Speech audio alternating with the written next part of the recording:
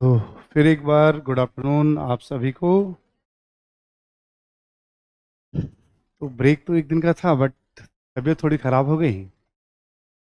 हाँ, गले की प्रॉब्लम है अभी भी वैसे तो। और फिर ब्रेक आपका 3 दिनों का हो गया। बट हमने कहा था एक टेस्ट के अनाउंसमेंट तो कर ही दो बच्चों को। 2 तारीख को टेस्ट है आपका, है ना। 100 क्वेश्चन के, हाँ, कंप्लीट टेस्ट। अभी ऑफिशियल सूचना मिली क्या आपको? ठीक है, तो आप उसकी तैयारी में लग जाइएगा आप सभी लोग, है ना।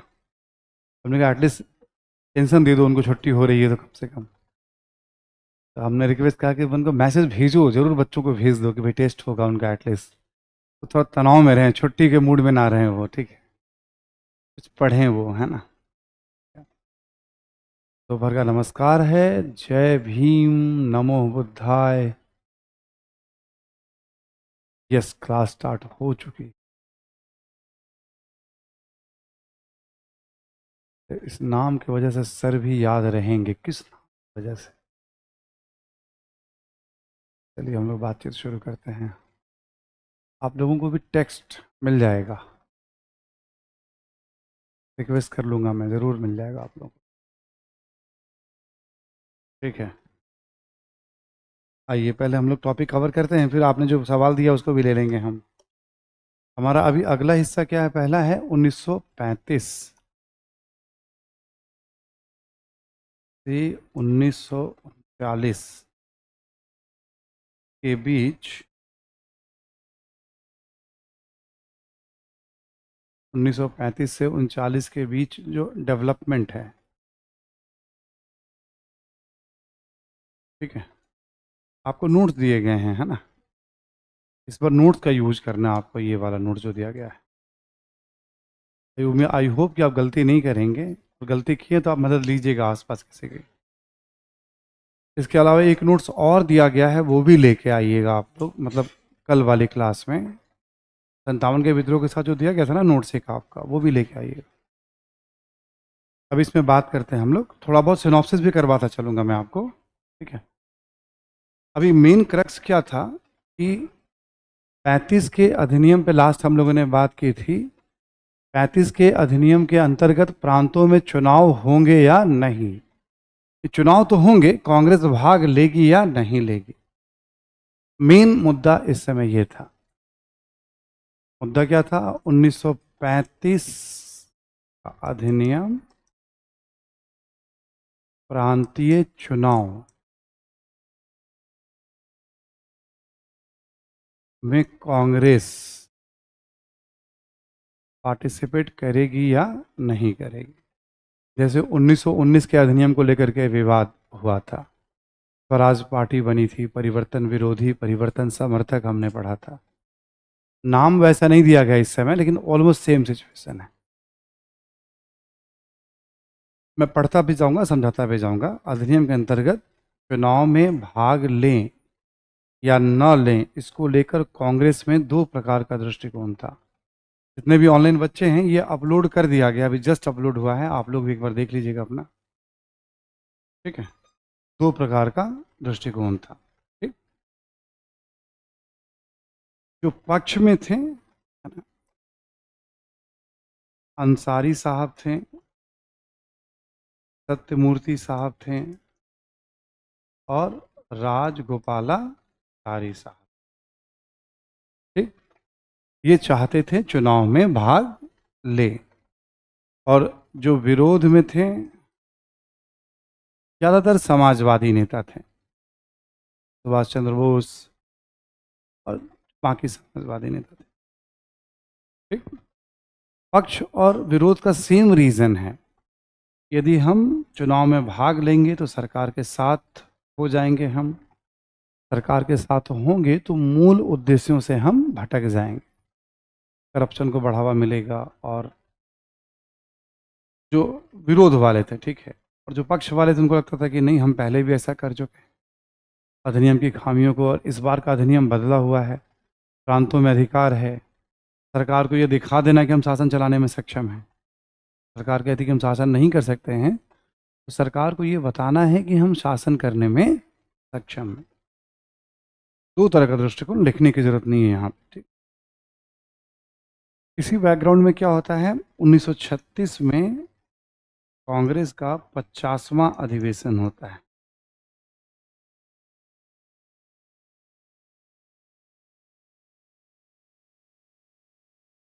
कांग्रेस का हाँ अधिवेशन होता है और अध्यक्ष हैं जवाहरलाल नेहरू। एक तरह से गोल्डन जुबली हो गया आपका ये, ठीक। और इसमें तय होता है कि चुनाव में भाग लेते हैं, ठीक। 1936 में ही कांग्रेस का एक और अधिवेशन होता है, 91वां 51 अधिवेशन। यहाँ भी अध्यक्ष हैं जवाहरलाल नेहरू। बट इस बार जो अधिवेशन होता है कांग्रेस का, वो होता है फैजपुर में, ठीक। फैजपुर पड़ता है महाराष्ट्र में। कहाँ पड़ता है ये? महाराष्ट्र में पड़ता है। महाराष्ट्र का एक ग्रामीण क्षेत्र है। फैजपुर महाराष्ट्र का एक ग्रामीण क्षेत्र है। और इस अधिवेशन में क्या होता है, किसानों से संबंधित मुद्दों पर प्रस्ताव पारित होता है। क्या होता है इसमें, किसानों से संबंधित मुद्दों पर प्रस्ताव पारित होता है।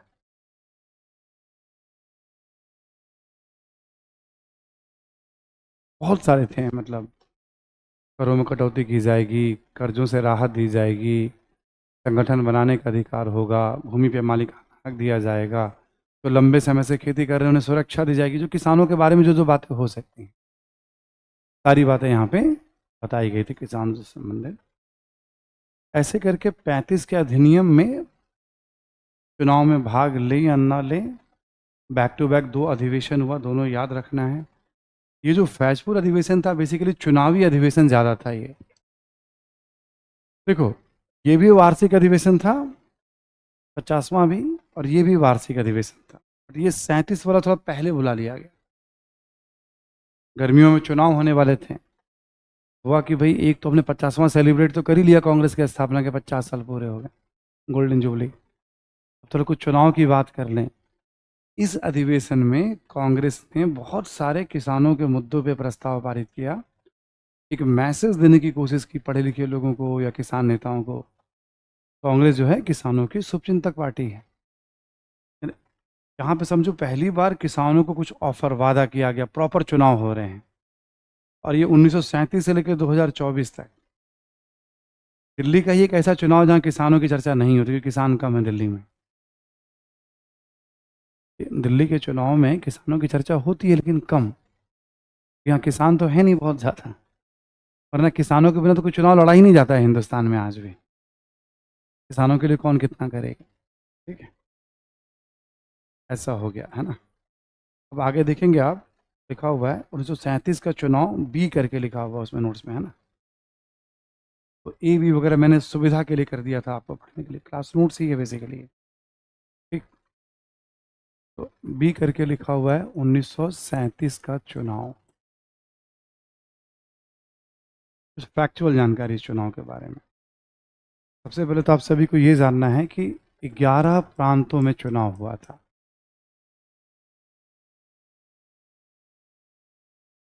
और इन प्रांतों का नाम याद रखना है।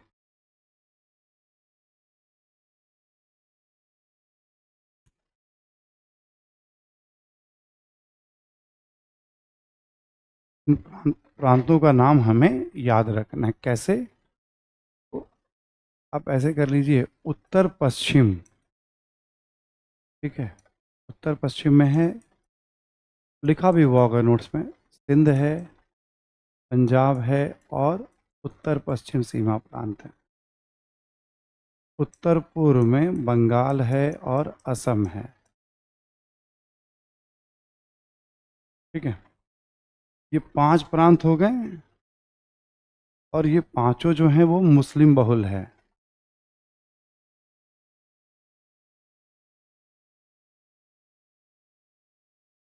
ये 5 प्रांत हो गए और ये पांचों मुस्लिम बहुल प्रांत हैं,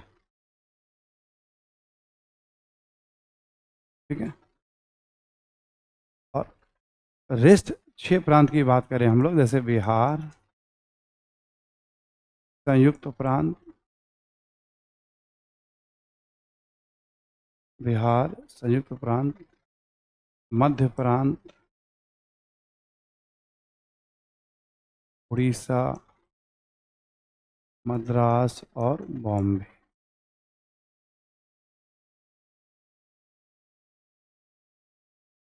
ठीक है। 1937 का चुनाव कहाँ होना था? 11 प्रांतों में होना था। ये मुस्लिम बहुल प्रांत होंगे और ये हिंदू बहुल प्रांत है। अच्छा, इस तरह का डिवीजन कब किया जाएगा पहली बार सरकार के द्वारा? 1946 में कैबिनेट मिशन से भेजा जाएगा। अभी आगे पढ़ने वाला है, बट हमने डिवीजन पहले ही कर लिया। ठीक है, ताकि आपको याद रहे जब चुनाव हो रहे हैं तो। ठीक, इसी के बारे में आप देखेंगे पेज नंबर 2 पे जब आ जाएंगे आप, है ना,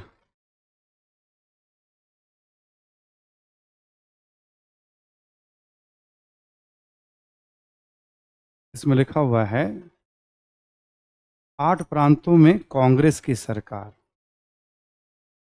ठीक, सिंध में मिलीजुली सरकार तथा बंगाल एवं पंजाब में गैर कांग्रेसी सरकार। ये वाला लाइन आपको याद नहीं रखना है। ठीक, अगला पॉइंट जो इंपॉर्टेंट है, कहाँ कहाँ गैर कांग्रेसी सरकार बनी है ना, ये इंपॉर्टेंट है आपके लिए। गैर कांग्रेसी सरकार बनी है बंगाल में और पंजाब में, ये याद रखना है आपको। देखेंगे आप, बंगाल में कृषक प्रजा पार्टी के फजलुल हक की सरकार, दिख रहा है सभी को? कृषक प्रजा पार्टी के फजलुल हक की सरकार। पंजाब में यूनियनिस्ट पार्टी के सिकंदर हयात। ध्यान रखने वाली बात यह है कि दोनों जगह मुस्लिम लीग की सरकार नहीं बनी है, ये दोनों मुस्लिम बहुल प्रांत हैं। मुसलमानों की ही कोई और पार्टी है उसकी सरकार बनी है, मुस्लिम लीग की नहीं बनी है। यानी मुस्लिम बहुल क्षेत्र में भी मुस्लिम लीग लोकप्रिय नहीं थी 1937 तक। राष्ट्रीय संस्था थी, पैसे वालों के बीच में लोकप्रिय थी, पढ़े लिखे लोगों के बीच में, ज़्यादातर पैसे वाले जमींदारों या पुराने शासक परिवार के बीच में। ठीक है, लेकिन बंगाल पंजाब में इसके पास बहुमत नहीं था, सरकार कोई और बन गई। चुनाव में हिंदू महासभा और मुस्लिम लीग की स्थिति अच्छी नहीं थी, मुसलमानों के लिए आरक्षित सीटों पर भी लीग की स्थिति अच्छी नहीं थी। संयुक्त प्रांत में यानी यूपी में चुनाव लड़ने के लिए जमींदारों ने एक राष्ट्रीय कृषक पार्टी बनाई थी धोखा देने के लिए। जमींदार हैं, राष्ट्रीय जमींदार पार्टी बना लेते, वो नहीं, उन्होंने पार्टी भी बनाया तो राष्ट्रीय किसान पार्टी। एक इंटरेस्टिंग जानकारी है, 1936 में बाबा साहब आम्बेडकर ने एक इंडिपेंडेंट लेबर पार्टी बनाई थी चुनाव लड़ने के लिए। ठीक है, हमने क्या कहा? तथ्यात्मक जानकारी।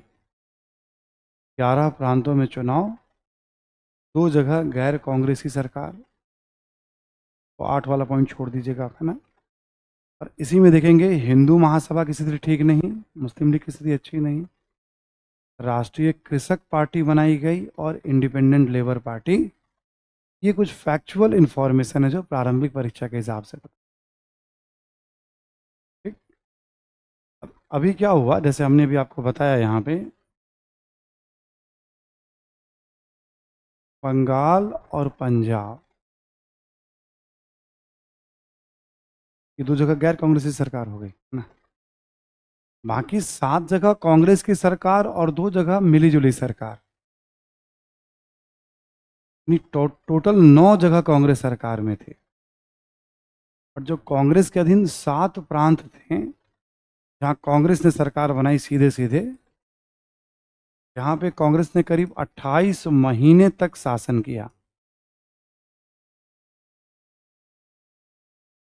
ठीक, ये जब सरकार बन गई है, सितंबर 1939 में कांग्रेसी सरकारों के द्वारा त्यागपत्र दिया जाएगा। इन प्रांतों में कांग्रेस सरकार को चलाई, जैसे हमने बताया था पिछले क्लास में आपको, 35 के अधिनियम के दौरान बताया था, प्रांतों की स्थिति काफ़ी बेहतर थी। अब संवैधानिक दर्जा प्रांतों का काफ़ी उन्नत हो गया था, जैसी आज वाली व्यवस्था। मुख्यतः 3 अंतर थे, आज से मैंने बताया था आपको, वरना सरकार लगभग आज जैसी बनी है उसमें। ठीक, 28 महीने तक कांग्रेस ने सरकार चलाई। तो कांग्रेस के जहां जहां सरकार चली, कांग्रेस के नेताओं ने क्या किया, इसको कहते हैं कांग्रेसी सरकारों के द्वारा किए गए कार्य। ठीक,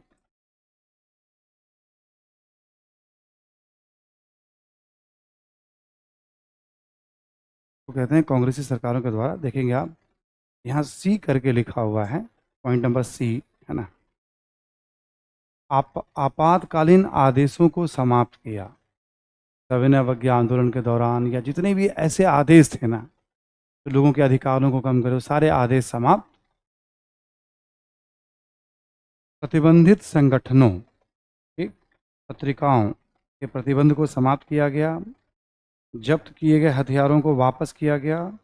राजनीतिक बंदियों को रिहा किया गया और राजनीतिक रूप से निर्वासित लोगों पर प्रतिबंध को, तो पॉलिटिकल डिसीजन है, जो इनको बाहर है निर्वासित उनको बुला लो, संगठन को हटा दो, प्रेस पे जो प्रतिबंध है वो हटाओ, कोई संगठन पे प्रतिबंध है हटाओ, हथियार जो है वो वापस कर दो। मतलब अपनी सरकार आ गई है।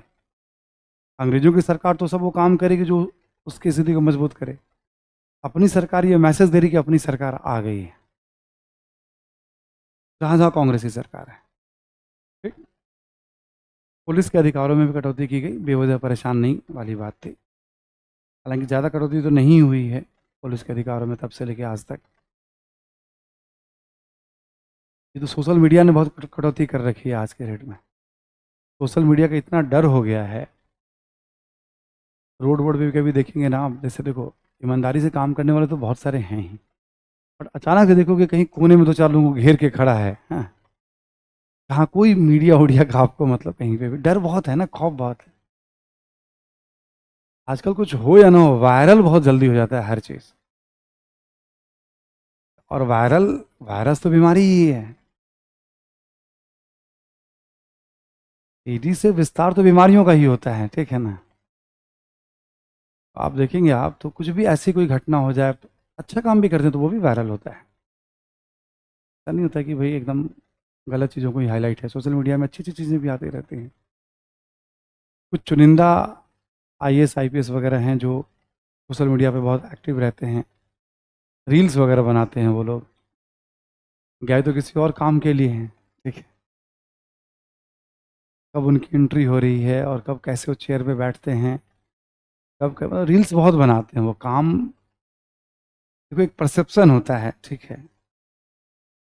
चलिए, तो अभी आगे क्या देखेंगे हम लोग, अगला पॉइंट, किसानों को राहत देने के लिए भी जैसे भू राजस्व में कटौती की गई थी, मजदूरों के हितों की रक्षा के लिए भी कदम उठाए गए थे। शिक्षा, स्वास्थ्य, हरिजन कल्याण, शराब पर प्रतिबंध जैसे कार्य भी, ये सब गांधीवादी कार्य हैं। आपको याद है शिक्षा, जब मैं आपको पढ़ा रहा था तो मैंने बताया था जाकिर हुसैन समिति, वर्धा शिक्षा योजना, 1937, 1937। अब देखो तुम सोचो ना, दिमाग लगाओ ना, 1937, तुम लिखे हुए हो ना। छोड़ दो इसको, कॉपी छोड़ दो तुम, दिमाग में ठीक करो तुम। वर्धा शिक्षा योजना, जाकिर हुसैन समिति की अनुशंसा पर। वर्धा शिक्षा योजना क्या था, गांधी जी के जो लेख थे हरिजन अखबार में, उन सबको संकलित करके पेज बना के, उसमें किस पे बल था, हाँ, भारतीय भाषा में शिक्षा और प्रोफेशनल वोकेशनल एजुकेशन। प्रांतीय कांग्रेसी सरकारों ने उसको लागू किया, वहाँ हमने लिखवाया था प्रांतीय कांग्रेस से लागू किया गया, वहाँ ये लाइन लिखवाया था हम। ये वही प्रांतीय सरकार है। अब गांधी जी हरिजन उत्थान को लेकर क्या करते थे भाई, कि भाई आश्रम में किसी तरह का भेदभाव नहीं था, जो भी कांग्रेस का मेंबर बनेगा उसे शपथ लेनी होती थी, मतलब छुआछूत का वो आजीवन विरोध करेगा, ठीक है। तो इस तरह के उपाय भी गांधी जी करते थे, है ना। ये सारी चीज़ें भी चलती थी। तो शराब को लेकर के गांधी जी का था कि भाई अच्छी चीज़ नहीं है मध्य, लेकिन फोर्स नहीं करते थे वो। सरकारों को सोचना है तो कहीं कहीं प्रतिबंध वगैरह लगा दिए जाते, भाई यहाँ नहीं, ठीक है। ऐसा नहीं कि शराब को बंद कर दिया गया, क्योंकि राज्य की रेवेन्यू उससे आती है, फिर चोरी छिपे कारोबार और बड़ा हो जाता है। बिहार के बारे में भी कहा जाता है कि वहाँ बहुत बड़ा कारोबार है शराब का, कि छिपे पहले से ज़्यादा बिक रही है बिहार में। सरकार को रेवेन्यू का लॉस है, बस एक डर है। जो लोग सेवन करते हैं उसको डर रहता है कि कानूनन गलत कर रहे हैं, बस इतना है। कोई पुलिस आ जाएगी या कंप्लेन हो जाएगा तो समस्या होगी, बट रेवेन्यू तो बहुत लॉस होता है उससे। ठीक है, सरकार को तो इस तरह की चीज़ें भी आपको दिखाई पड़ेंगी। तो ये सब गांधीवादी हैं। तो कांग्रेसी सरकारों ने कार्य क्या किए हैं पिछले 20 एक सालों में? इन सबसे कोई सवाल नहीं है प्रारंभिक परीक्षा में, 25 सालों में भी, मुख्य परीक्षा में भी। ठीक है, टॉपिक का ही हिस्सा है, सवाल तो कभी भी आ सकते हैं। अब कार्य जो बता रहा हूँ ये मेंस के लिए बता रहा हूँ, इसका पीटी से कोई खास रिलेशन नहीं है। तब प्रांतीय जो कांग्रेसी सरकारों के कार्यों का मान लो मूल्यांकन आपसे पूछ देगा, क्या किया और उसका क्या महत्व था, क्या सीमाएं थी। इन सरकारों ने जो काम किया 28 महीने तक, इसका क्या महत्व है, राष्ट्रीय आंदोलन में योगदान को कैसे देखा जाता है। सामाजिक आर्थिक विकास के लिए स्वशासन आवश्यक है, यह धारणा मजबूत हुई। अब लोगों को क्या लगने लगा, जैसे अपनी सरकार आ गई है। ठीक, अब लगा कि अपनी सरकार आना बहुत ही जरूरी है यदि हमें विकास करना है। पहली बार लोगों को मजबूती से एहसास हुआ कि अपनी सरकार क्यों जरूरी है। कानून व्यवस्था भी इन्होंने बेहतर तरीके से तब बनाए रखा, बाद का नहीं पता, या आज का तो हम सब हैं ही उस दौर में। तब इन्होंने कानून व्यवस्था पे अच्छा काम किया था। आगे देखेंगे, सांप्रदायिक दंगे तो हुए ही नहीं जहां जहां शासन था। यानी इसका मतलब सरकार, ब्रिटिश सरकार दंगे करवाती थी। देखो, दंगों के बारे में हमेशा कहा जाता है कि कुछ स्वाभाविक प्रतिक्रिया हो सकती है कहीं पे भी, कि दो समाज में, परिवार में जब लड़ाई होती है तो समुदाय में भी लड़ाई हो जाती है, बट वो बात वहीं रुक सकती है यदि उसका राजनीतिकरण ना हो तो। गांव में भी परिवार में लड़ाइयाँ होती हैं जब दो चार लोग दोनों तरफ से आ जाते हैं जो चाहते हैं कि लड़ाई को भड़काया जाए। शांत कराने वाले आ जाए तो लड़ाई वहीं शांत हो जाएगी थोड़े समय के बाद। एक गुस्सा होता है, गुस्से के बाद मामला शांत हो जाता है। और थोड़ा शांत करने वाले हों, समझाने वाले, तो बात भड़काने वाले हों, तो फिर तो दोनों सक्रिय होते हैं, एक तरफ से शांत करने वाले, एक तरफ से भड़काने वाले हों। तो फिर ईश्वर की माया, मामला शांत हो गया, भड़केगा। सांप्रदायिक दंगों को नियंत्रण, यह धारणा कमजोर हुई कि भारतीय शासन करने में सक्षम। ब्रिटिश अधिकारियों पर एक मनोवैज्ञानिक दबाव निर्मित हुआ कि उन्हें भविष्य में भी भारतीयों के अधीन रहना होगा। अब तक जो अंग्रेज अधिकारी थे वो रौब से भरे होते थे, हमें हे एकदम घृणा या मतलब मालिक या बॉस वाली नज़रों से देखते थे। अब मंत्रियों के अधीन काम करना पड़ रहा है, मंत्रियों के आदेश मानने पड़ रहे हैं, जो कि लोकतांत्रिक परंपरा ऐसी थी। कहा जाता है कई अधिकारियों को थोड़ी घुटन होने लगी, परेशान तो करते थे बट मंत्री का आदेश तो मानना पड़ेगा, उन कानून सही है तो। और अब वो ये सोचने लगे कि भारत में हम अब रहें या के बाद संख्या उनकी गिरने लगेगी। और 1945 तक आते आते भारतीयों की संख्या अधिक हो जाएगी। सिविल सेवा, सेना, पुलिस मैंने लिखाया था आपको, वहाँ ये लाइन भी लिखवाया था हमने आपको। सिविल सेवा में भारतीयों की संख्या 1945 तक आते आते अधिक होगी। रिवीजन धुआंधार करिएगा। एक, अब आपका एक ही लक्ष्य होना चाहिए, 2 तारीख, 2 फरवरी, है ना। और खूब अच्छे से रिवीजन, मजबूती से रिवीजन, है ना। पहले ही बताया आपको, क्वेश्चन जब भी होंगे अब मैं खुद फॉलो कर लूँगा, आज से कल तक मैं उसमें इन्वॉल्व हो जाऊँगा। आपको मौका मिलेगा 70 से 80 क्वेश्चन का सॉल्व करने का। सब इजी नहीं रहता है, थोड़ा बुद्धि लगाए, मतलब मकसद होता है सिखाना, मकसद होता है स्कोर करना नहीं। एक तो बहुत सारा काम अभी सीख जाएंगे आप 2 तारीख तक, यहाँ पे अपियर होने के पहले। याद कर रहे हैं, भूल रहे हैं, कैसे याद रखें, जो अब तक चल रहा था बड़ा कंफर्ट, बीच बीच में आपने टेस्ट दिया इक्का दुक्का, लेकिन फिर एक बार आप संभालेंगे उसको आप, चूँकि मॉडर्न में पता नहीं चलेगा, इन्फॉर्मेशन मॉडर्न में ज़्यादा है एंशिएंट मेडिवल की तुलना में। आपको बस पता नहीं चलेगा इसमें ज़्यादा इन्फॉर्मेशन है, तो बहुत ज़्यादा इन्फॉर्मेशन एंशिएंट मेडिवल की तुलना। तो रिवीजन अच्छे से करते रहिएगा, और वो बात कॉपी की याद रहनी चाहिए आपको। 100% लगाएंगे एफर्ट तो 100% याद होगा, 90% याद होगा, 80% याद होगा, 70 याद होगा, 50। इतना मुझे पता है, क्लास में बैठा हुआ हर स्टूडेंट 50% से ऊपर ही याद रखेगा। इस बात का भरोसा तो मैं कर सकता हूँ अपने बच्चों पे। जाना है तुम्हें? जाइए, हाँ जाइए ना। मैं भरोसा ठीक कर रहा हूँ ना? 50% तो रख लेंगे ना सब आप लोग याद।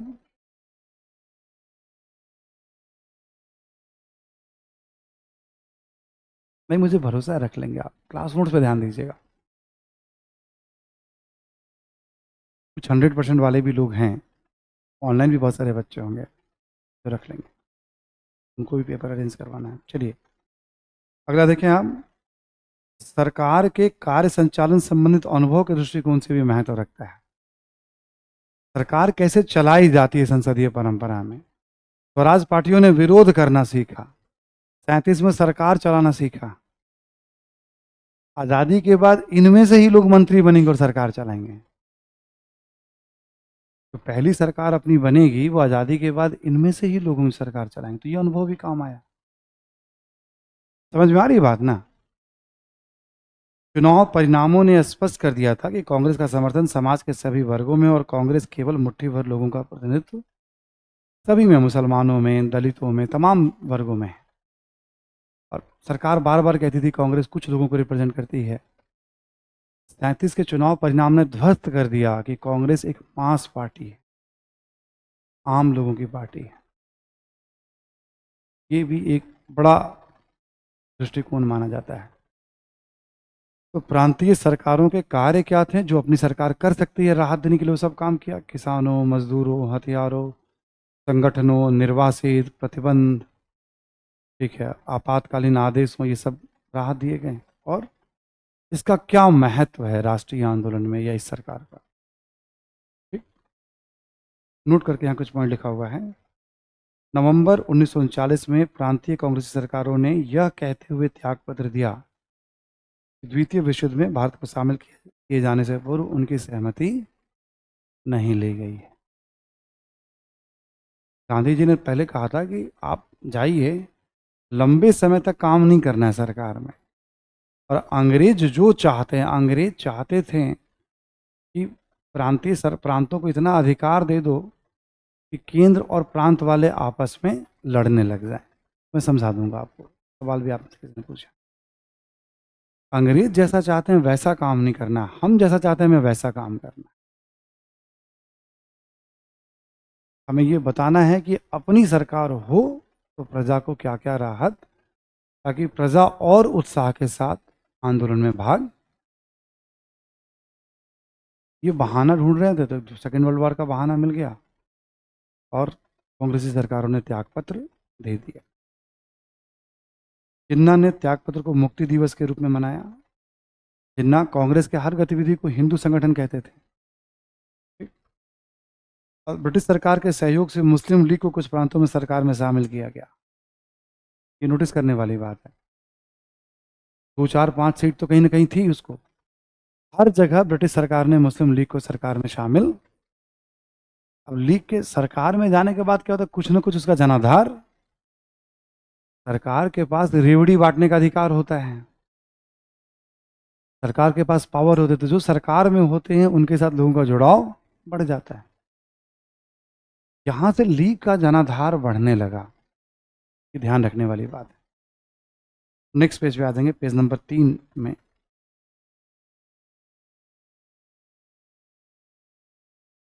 1937 के चुनाव परिणाम के पश्चात से ही मुस्लिम लीग एवं हिंदू महासभा जनाधार में विस्तार के लिए आक्रामक नीति। इनको बड़ा झटका लगा था दोनों को, हमारे समर्थक नहीं है, बहुत धर्म की राजनीति कर रहे हैं, और 5% से भी कम मत मिले हैं। वो भी कहाँ, पैसे वालों के बीच में। गरीबों के बीच में क्या हालत रही होगी उस दौर में, क्योंकि मत देने का अधिकार किसको था? जो टैक्स पे करते थे। तो आक्रामक कहने का मतलब कि एक तरह से मतलब युद्ध की भाषा, गृह युद्ध की भाषा में बात करना, हम साथ नहीं रह सकते हैं, हम एक अलग कौम हैं, ठीक है, ये धर्म ग्रंथों की लड़ाई है, ये दो संस्कृति की लड़ाई है, मतलब आक्रामक एग्रेसिव स्पीच देना एक तरह से। अंग्रेजों को भी पता था कांग्रेस जिस तरह से लोकप्रिय हो गई है, अब ज़्यादा लंबा समय नहीं है भारत में। अब लंबा समय तभी हो सकता है जब दो चीज़ थियरी काम कर जाए उनका।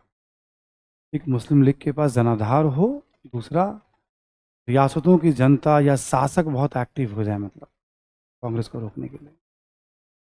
ये आपस में इतना लड़ जाए कि मजबूरी में बोले अंग्रेजों को, आप तुम ही शासन करो। कभी कभी ऐसा भी होता है, आदमी थक जाता है, कहता है कि नहीं तुम ही कर लो भाई। ये तो हो गया आपका। 1938 में कांग्रेस का हरिपुरा अधिवेशन हुआ था। हरिपुरा पड़ता है गुजरात में। अध्यक्ष थे सुभाष चंद्र बोस। में लिखा हुआ था भारत की आज़ादी में रियासतों की आज़ादी भी शामिल होगी।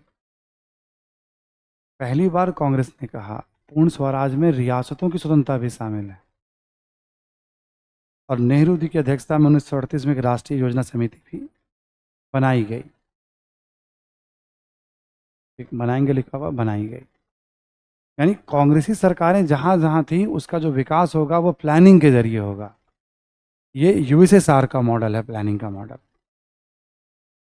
कांग्रेस के पास जितना राइट था उसमें उसने प्लानिंग वाले कॉन्सेप्ट को इंट्रोड्यूस कर दिया। आज़ादी के बाद योजना आयोग भी आएगा। संभवतः आपकी 3 तारीख से क्लास अभी हो रही है स्टार्ट। सूचना आ जाएगी, मेरे पास एक सूचना मुझे बताई गई है, संभवतः शायद इकोनॉमिक्स की क्लास स्टार्ट हो गया।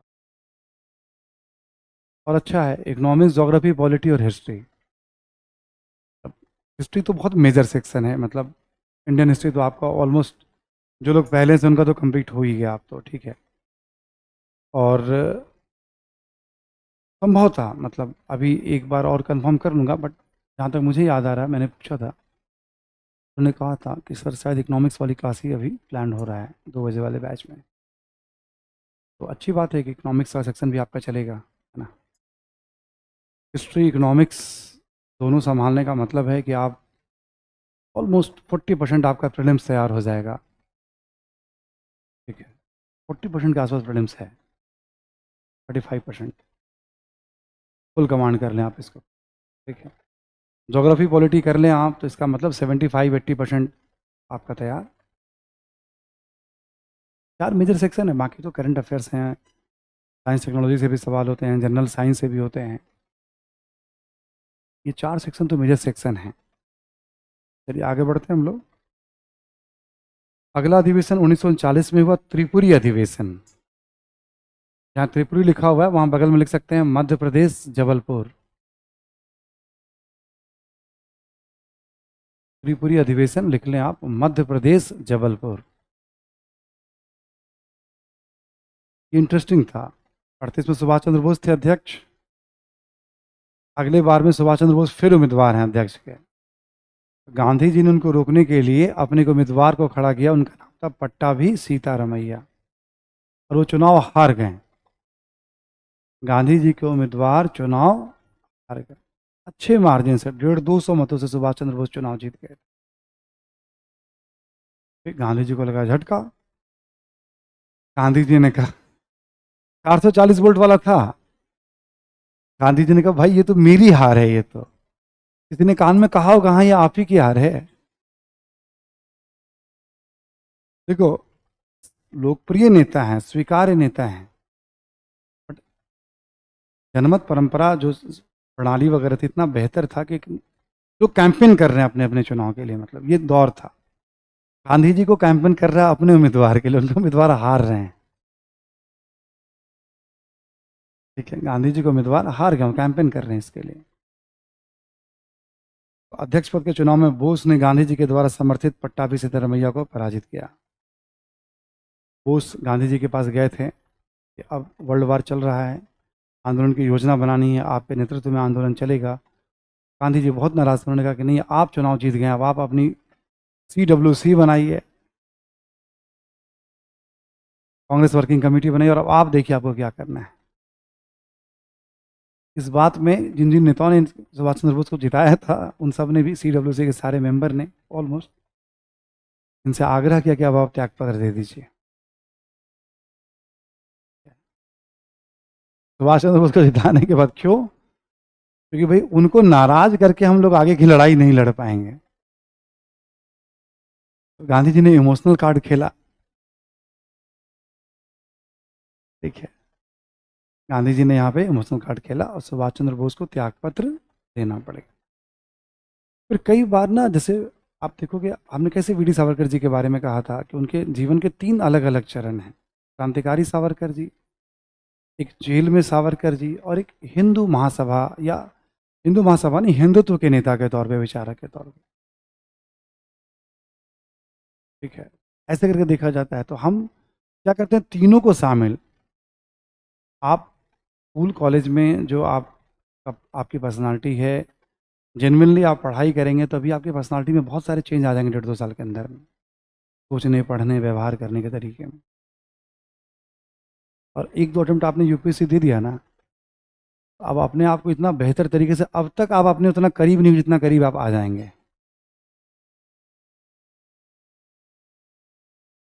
जैसे टेस्ट में क्या होगा, टेस्ट जैसे आप जेन्युइनली टेस्ट देने जा रहे हैं 2 तारीख को ना, तो आप अपने करीब बहुत पहुंच जाएंगे, अपने आप को जितना जानने समझने लगेंगे, कब नींद आती है, कब नींद उड़ जाती है, कब चीज़ें याद रहती हैं, कैसे याद किया जाता है। तो टेस्ट को आपको याद होगा, हमने पहले समझाया, हमेशा हर टेस्ट सीखने के लिए, आपको टेस्ट जांच करने के लिए एक टाइम आएगा जब आप अपने आप को जज करेंगे। हर पेपर के साथ आपको सीखना है कि आज हमने क्या सीखा। सबसे ज़्यादा लर्न करते हैं एग्ज़ाम देने के पहले, टेस्ट देने के पहले।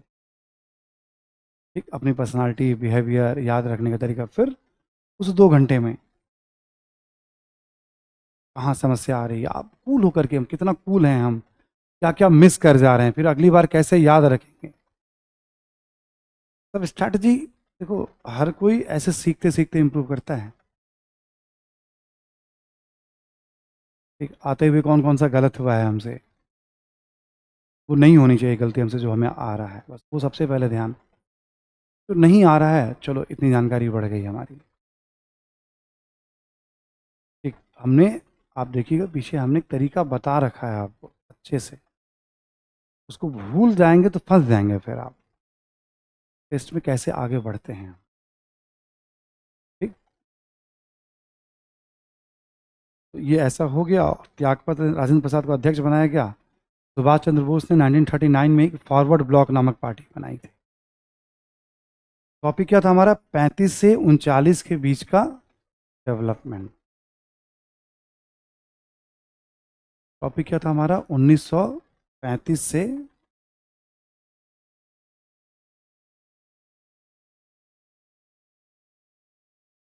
मैं रिपीट कर देता हूँ एक बार, 1935 के एक्ट के अंतर्गत 1937 में चुनाव। कांग्रेस में 2 दृष्टिकोण, पक्ष में और विपक्ष में। 1936 में कांग्रेस का अधिवेशन, एक हुआ लखनऊ में और एक हुआ फैजपुर में।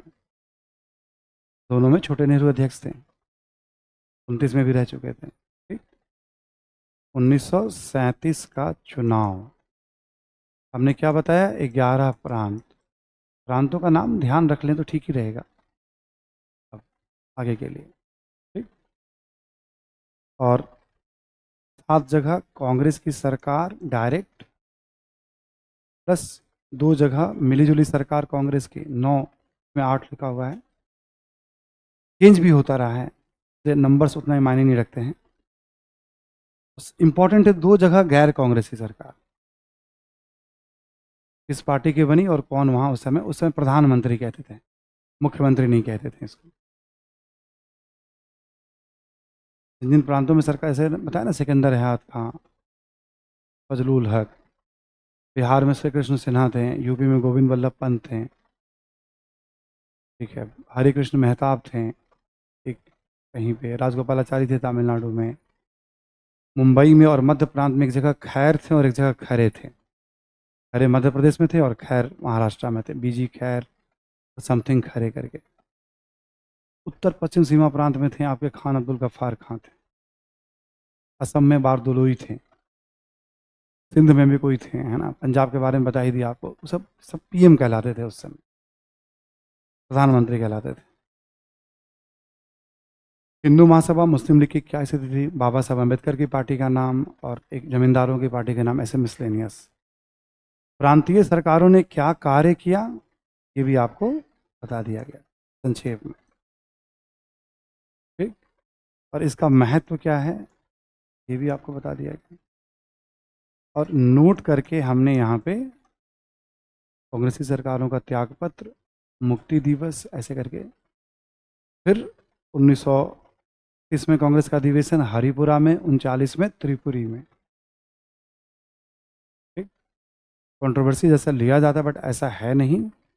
बेसिकली लड़ाई थी, स्ट्रैटेजी की लड़ाई थी सुभाष चंद्र बोस में और गांधी जी में, व्यक्तिगत कोई लड़ाई नहीं थी। लड़ाई कहने का मतलब मतभेद था रणनीति को लेकर, तरीके को लेकर, टाइमिंग को लेकर, ठीक है। किसी नेता में कोई व्यक्तिगत मतभेद नहीं था। भगत सिंह और गांधी जी का भी मतभेद जो था वो रणनीति को लेकर, हिंसा अहिंसा को लेकर, व्यक्तिगत कुछ भी नहीं था। इस प्रकार हम क्या देखते हैं, 1939 तक का डेवलपमेंट हमारा कंप्लीट हो गया है, ठीक है।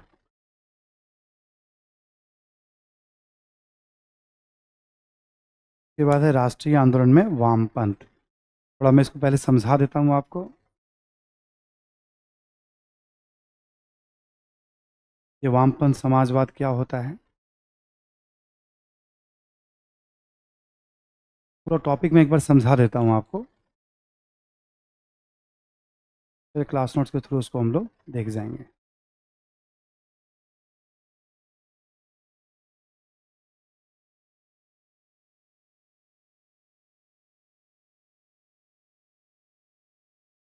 पहले आप सब लोग समझने पे ध्यान दीजिए।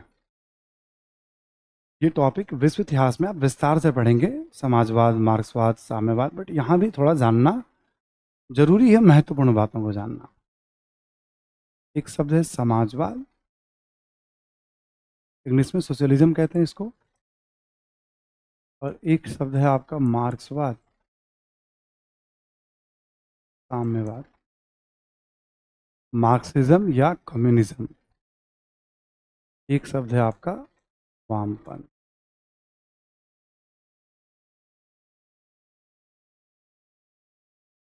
ब्रिटेन में औद्योगिक क्रांति 1760-70 के दशक में शुरू हुआ, और देखते देखते फ्रांस, हॉलैंड, बेल्जियम, इन सब देशों में भी औद्योगिकरण हुआ अगले 60-70 वर्षों में। जहाँ जहाँ औद्योगिकरण हुआ वहाँ शहरों में आबादी बढ़ी, कारखानों की संख्या बढ़ी, और समाज में दो नए वर्ग दिखाई पड़ेंगे आपको, उद्योगपति और श्रमिक, औद्योगिक श्रमिक। क्योंकि कारखानों में हजारों की संख्या में, सैकड़ों में मजदूरों की जरूरत थी। आमतौर पे हर एक शहर में कई हजार या लाखों की संख्या में मजदूर।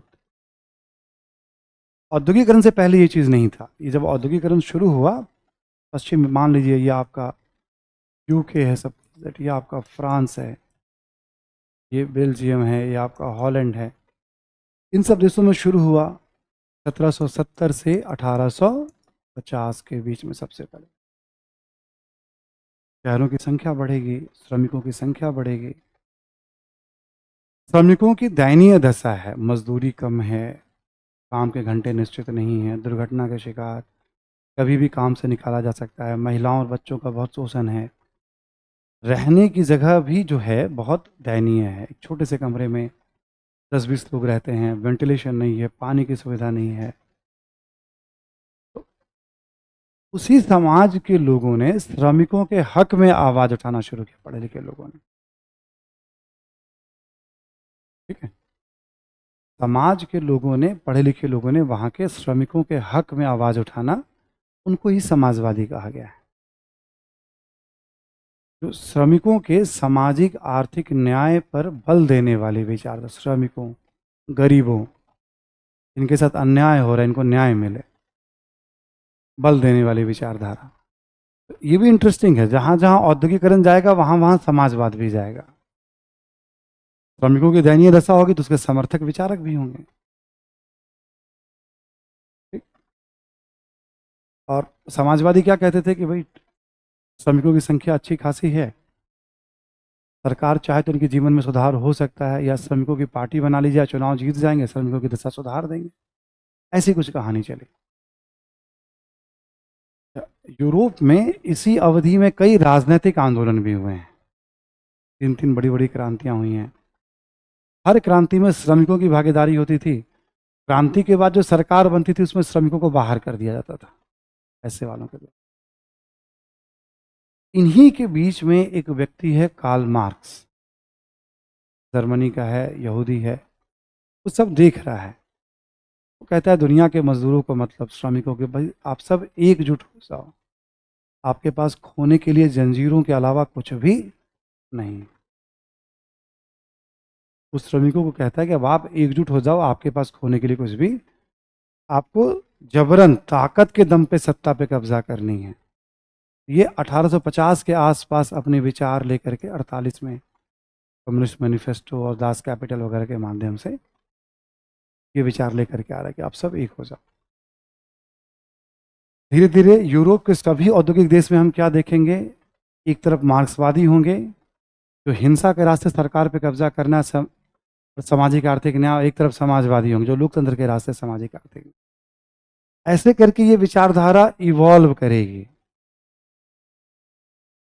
मार्क्स का लक्ष्य था जब एक बार हम सरकार बना लेंगे, सरकार हम ऐसे चलाएंगे, एक समय के बाद न तो अलग अलग वर्ग होंगे समाज में, ना धर्म होगा ना राज्य होगा, राज्य विहीन, वर्ग विहीन, धर्म विहीन समाज। ये मार्क्स का लक्ष्य था साम्यवाद की स्थापना। ठीक, तो दो तरीके चलेंगे गरीबों को न्याय दिलाने के लिए। 19वीं सदी में खूब उठापटक होगा पूरे यूरोप में। जो यूरोप में परिवर्तन होगा ऑब्वियस है ब्रिटेन में भी दोनों धाराएं होंगी। जो यूरोप में होगा, जो ब्रिटेन में होगा, तो फिर वो भारत बाकी उपनिवेशों में भी आएगा, दिखाई पड़ेगा आपको। ठीक। ऐसे करके बात, इस विचारधारा को मानने वाले या इसके पार्टी के कार्यकर्ता या इस प्रकार के विचारक, इन सबको वामपंथी, समझ में आ रही बात, इन सबको वामपंथी भी, आप इस विचारधारा को मानते हैं या ऐसे किसी पार्टी के मेंबर हैं या आप समर्थन करते हैं, अच्छा ये वामपंथी है, इस तरह की बात है। वामपंथी का मतलब थोड़ा उग्र, बड़े व्यापक परिवर्तनों का समर्थन, उग्र विचारों वाला। फ्रांसीसी क्रांति जब हुई थी फ्रांस में, शुरू में राजा के पास पावर बहुत था, तो राजा जहाँ बैठते थे, राजा के दाहिने तरफ वो लोग बैठते थे जो राजतंत्र को बनाए रखना चाहते थे, और राजा के बाएं तरफ वो लोग बैठते थे जो राजा को हटा के लोकतंत्र लाना चाहते थे, गणतंत्र लाना चाहते थे। उग्र विचारों वाले जैसे जैकोबिन बाएं तरफ बैठते थे। नाम सुना होगा आपने टीपू सुल्तान के दौरान जैकोबिन का, वो बाएं तरफ बैठते थे। तो कहा जाता है पहली बार, क्योंकि राजा को हटा के गणतंत्र लाना चाहते थे, वो उग्र विचार हो गया एकदम में। पहली बार राजनीति में वामपंथी कहा गया जो पूरी तरह से व्यवस्था को बदलना चाहते। ऐसे करके शब्द पहली बार वामपंथी आया, यूज होने लगा। और जब समाजवादी मार्क्सवादी जब बाकी औद्योगिक देशों में आ गए तो इनको ही वामपंथी कहा जाने लगा। सबसे पहली बात कि इससे विचारधारा क्या है, एक समझ बनती है। फिर भारत की आज़ादी की लड़ाई में कैसे इसकी एंट्री होगी, और आज़ादी की लड़ाई को कैसे, बहुत इंपॉर्टेंट है, प्रभावित करेगा। एक थोड़ा सा पहले यूरोप का सिनारियो मैंने बता दिया आपको कि देखो ऐसा सिनारियो है यूरोप। इसको जरा दो दो लाइन में लिखा हुआ है नोट्स में, फिर भी लिखिए आप जरा। क्लास नोट्स को घर पे कॉपी करनी है एक बार अपनी राइटिंग में, ठीक है। जो हैंडआउट्स है वो क्लास नोट्स है। शीर्षक दे देंगे आप, शीर्षक होगा राष्ट्रीय आंदोलन में वामपंथ।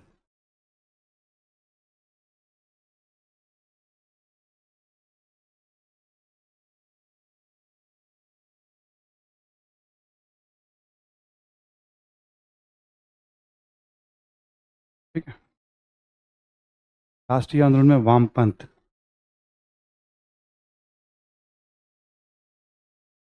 लोकतांत्रिक भी होते थे।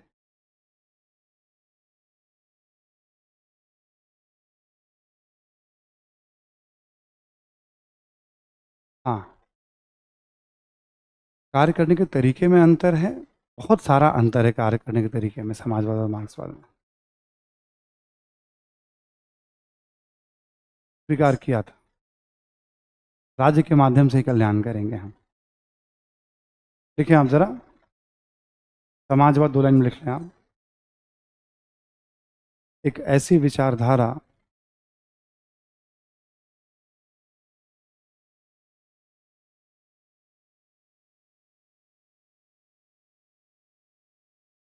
ऐसी विचारधारा जो श्रमिकों श्रमिकों एवं वंचित तबकों, वंचित गरीब, श्रमिकों एवं वंचित तबकों के सामाजिक आर्थिक न्याय पर बल देता है।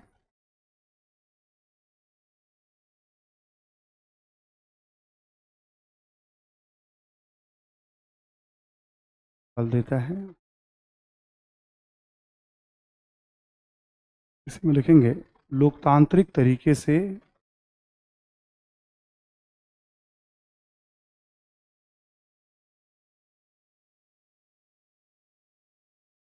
लोकतांत्रिक तरीके से इस लक्ष्य को प्राप्त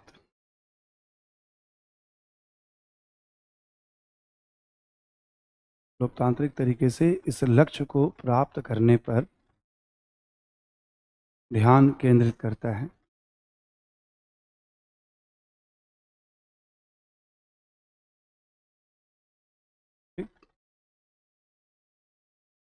नेक्स्ट लिखें आप मार्क्सवाद।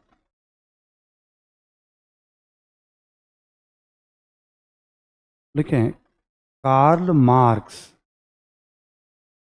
नाम है एक व्यक्ति का, कार्ल मार्क्स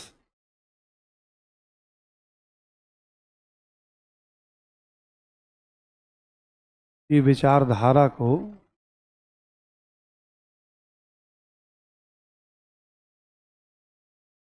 मार्क्सवादी कहते हैं।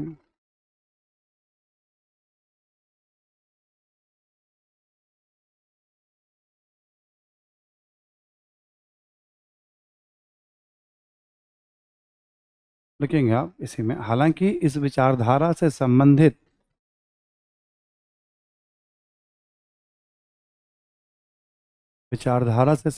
कई अन्य विचारक भी हैं।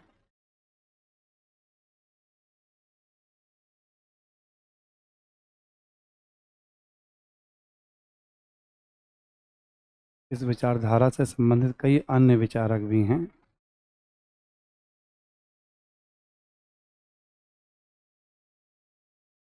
जैसे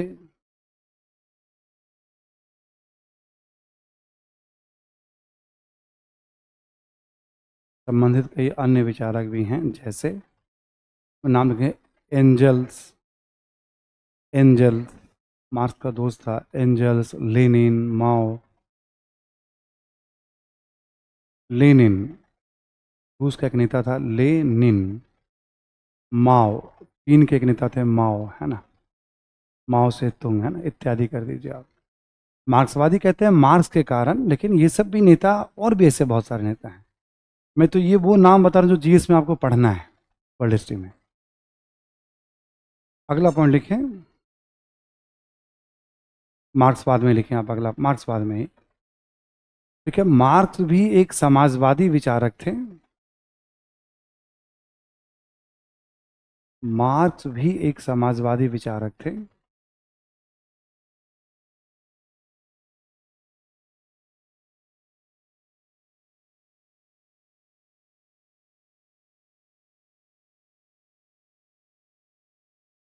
एक समाजवादी विचारक थे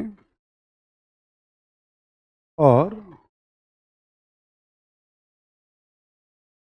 इनका लक्ष्य था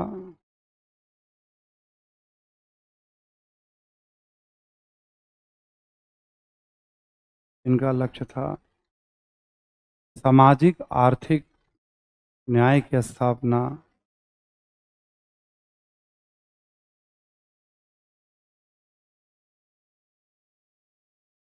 न्याय की स्थापना, कौमा, वर्ग विहीन राज्य विहीन समाज की स्थापना,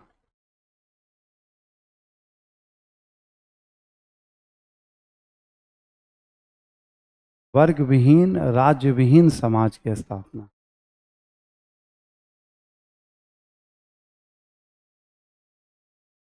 ठीक,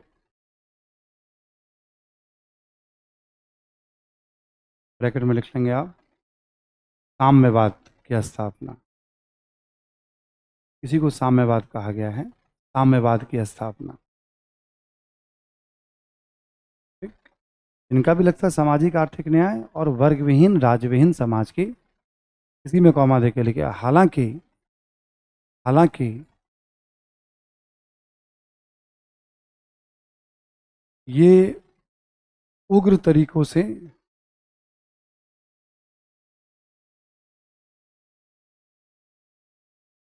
लक्ष्य को प्राप्त करने पर बल देते थे।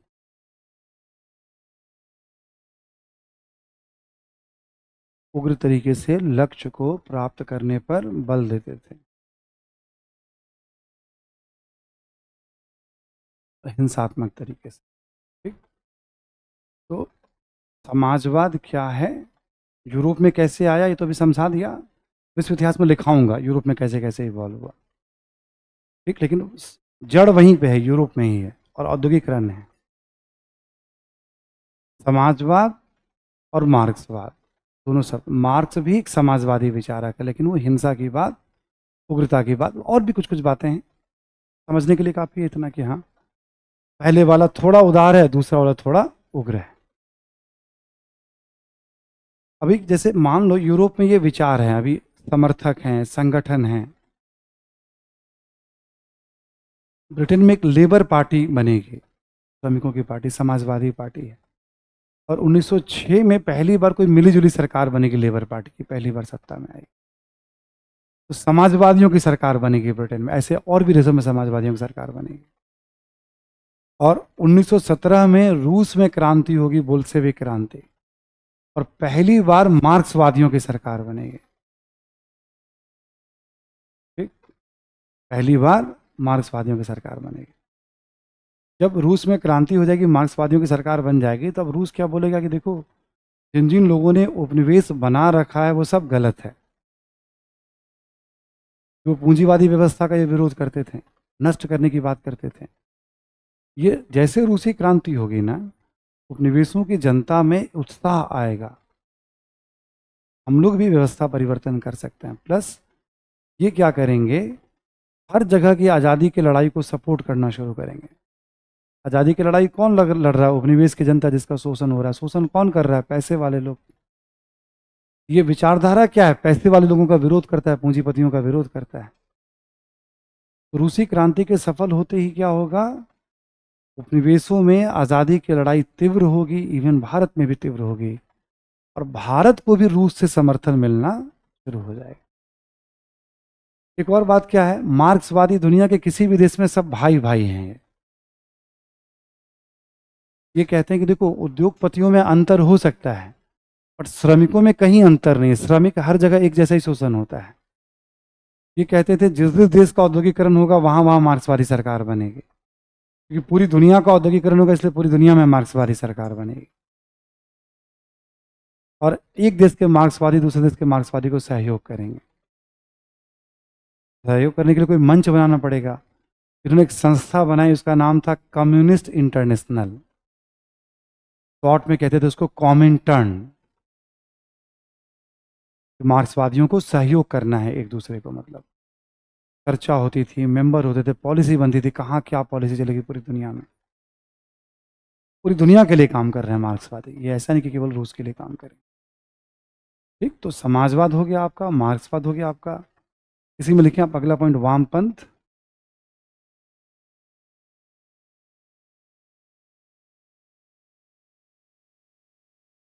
ठीक है, सामान्यतः वामपंथ लिखें, सामान्यतः उपरोक्त विचारधारा के समर्थकों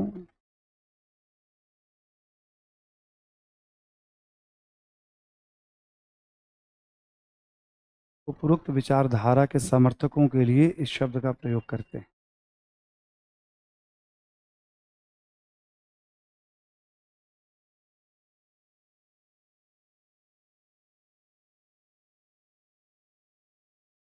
विचारधारा के समर्थकों के लिए इस शब्द का प्रयोग करते हैं। ठीक है।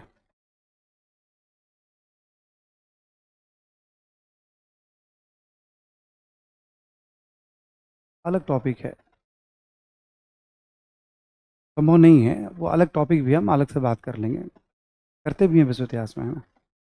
यहाँ तो बस हमें ये बताना है कि ये इसने राष्ट्र आंदोलन को कैसे प्रभावित किया।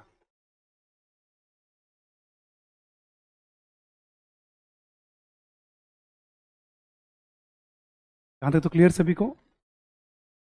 तो पहली चीज क्या होती है, देखो आप, मैं कोई चीज सिखाता हूँ आपको बहस करने के लिए नहीं, एग्जाम पास करने के लिए, अच्छे से कॉन्फिडेंस के साथ बात करने के लिए। इंटरव्यू में पूछा, बताइए। विचारधारा में बहुत सारी टेक्निकल बातें होती हैं, कुछ इधर उधर की बात पूछे सरेंडर कर दिया जाता है, नहीं सर ये नहीं पता मुझे, बस इतना ही। कभी किसी से ये अपेक्षा नहीं कि सारी बात वो बताते हैं, बस फ्रैंकली जो हम जानते हैं वो हमने बता दिया। वामपंथी किसको कहते हैं, समाजवादी किसको कहते हैं, मार्क्सवादी किसको कहते हैं, साम्यवादी कौन होता है, उसकी एक छोटी सी समझ आपको बना दिया।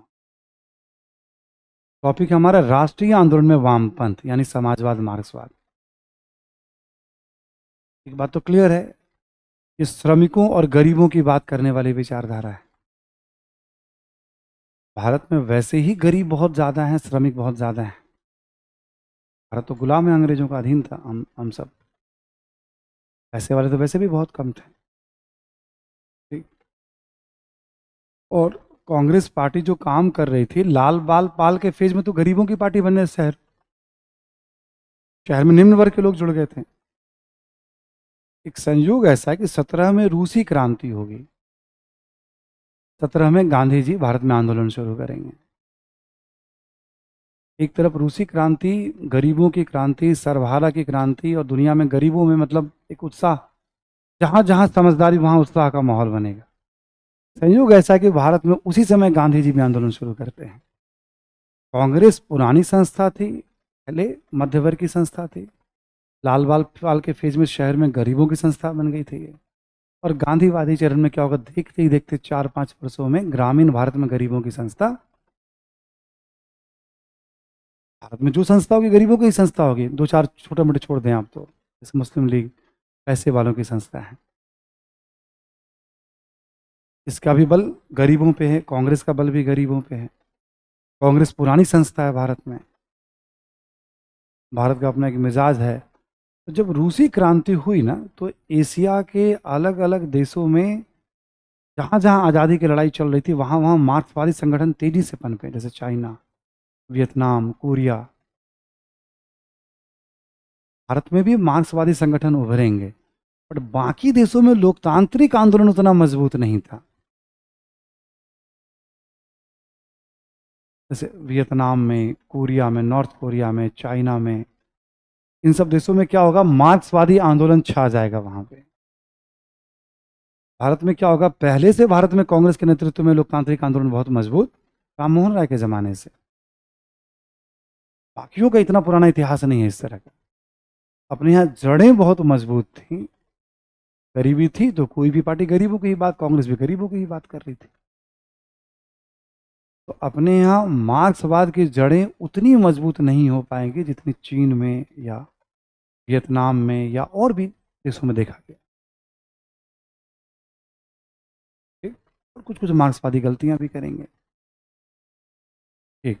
अब ये तो वैश्विक घटना हो गई। वैश्विक घटना में क्या हो गया भाई, ये विचारधारा यूरोप में है तो यूरोप से हम संपर्क में हैं, रूस में क्रांति हो गई है, रूस वैसे उपनिवेशों को मदद कर रहा है।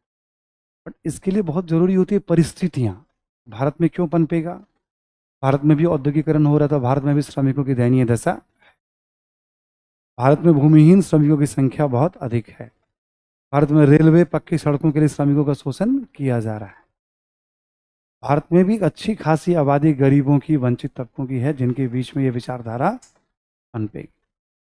ठीक। अब हम लोग यहाँ से नोट्स की मदद लेना शुरू कर देंगे।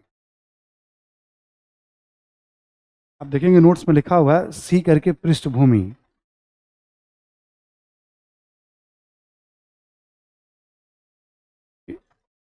पृष्ठभूमि का मतलब कौन सी परिस्थितियां हैं,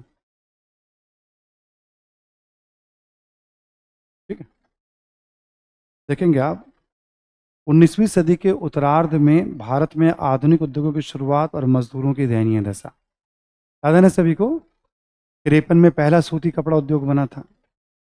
1900 तक आते आते बहुत सारे कारखाने थे। भारत में भी श्रमिक, ये कहाँ, ये विचारधारा पहले कहाँ जाएगी, श्रमिकों के बीच में। भारत में भी औद्योगिक श्रमिक हैं अलग अलग शहरों में, ठीक। आधुनिक परिवहन के साधनों के विकास क्रम में मजदूरों का शोषण, जैसे रेलवे और सड़कों के निर्माण के दौरान।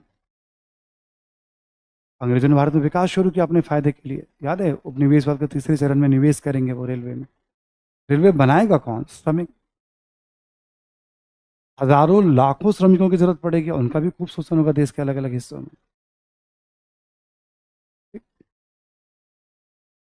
भू राजस्व नीति के कारण भूमिहीन किसानों एवं छोटे किसानों की दयनीय दशा, पहले ही बात कर चुके हैं। भारत में गरीबों का एक बड़ा तबका है शहरों में और गांवों में। यूरोप में समाजवादी आंदोलन एवं गतिविधियों की भारतीय नेताओं को समझ एवं संपर्क भी, जैसे मैडम भिकाजी कामा। याद है कोमिंटर्न की बैठक में गई थी वो, ना सभी को, और वहां एक झंडा फहराया था। पीवी वापट का नाम सुना है ना, पीएम वापट। पेरिस में मार्क्सवादियों से वो प्रशिक्षण, बम बनाने, सुना ना सभी ने। हेमचंद्र कानूनगो का भी नाम सुना है। ये भारतीय लोग भी मार्क्सवादी समाजवादियों के संपर्क में। दादा भाई नौरोजी समाजवादी के संपर्क में थे, नेहरू जी ब्रिटेन पढ़ने गए थे तो समाजवादियों के संपर्क में थे। तो हमारे यहाँ पे भी जो नेता वगैरह हैं सब समाजवादियों मार्क्सवादियों के संपर्क में हैं। अगला पॉइंट, स्वदेशी आंदोलन के दौरान मजदूरों की राजनीतिक सक्रियता, हड़ताल वगैरह भी देखा गया। यानी भारत में मजदूर राजनीतिक रूप से सक्रिय भी हैं, ऐसा नहीं कि विचारधारा के कारण, वो अपने अधिकारों को लेकर सक्रिय भी हैं। 1917 में रूस में बोल्शेविक क्रांति या मार्क्सवादी क्रांति ने भारतीय युवाओं एवं बुद्धिजीवियों को प्रभावित, अभी जो मैं बता रहा था, उनको लगा कि भाई जब ये लोग कर सकते हैं तो हम लोग क्यों नहीं कर सकते। इस प्रकार हम क्या देखते हैं, भारत में परिस्थितियां भी हैं और वैश्विक घटनाएं भी भारत में वामपंथ का मार्ग प्रशस्त कर रही है, इसके आगमन का, ठीक। असहयोग आंदोलन को वापस ले जाने के बाद बुद्धिजीवियों एवं युवाओं का वामपंथी विचारधारा की तरफ झुकाव बढ़ा। बहुत से लोग निराश हो गए थे, उनको हुआ कि नहीं अब ऐसे नहीं, जैसे रूस में क्रांति हुई ना वैसे ही हमें भारत में क्रांति करनी, अंग्रेजों को भगाना है। बड़ी संख्या में लोग, तो हम क्या देखते हैं 1920 के दशक में, यानी 20 के बाद भारत में तेजी से वामपंथ का विकास प्रारंभ होगा। ये पॉइंट क्लियर सभी को, ये परिस्थितियां याद रखना है, कॉमन पॉइंट्स हैं। पृष्ठभूमि हो गया। अगला हमारा है कांग्रेस में वामपंथ। इसको मैं थोड़ा समझा देता हूं आपको।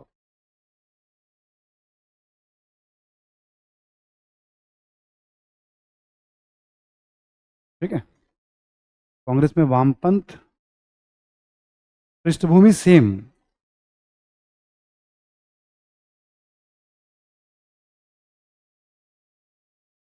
पृष्ठभूमि तो सबके लिए ना, भारत की पृष्ठभूमि है ना। कांग्रेस में वामपंथ को कौन इस विचारधारा को लेकर के आगे जाएगा, को लेकर जाने वाले हैं नेहरू और सुभाष चंद्र बोस।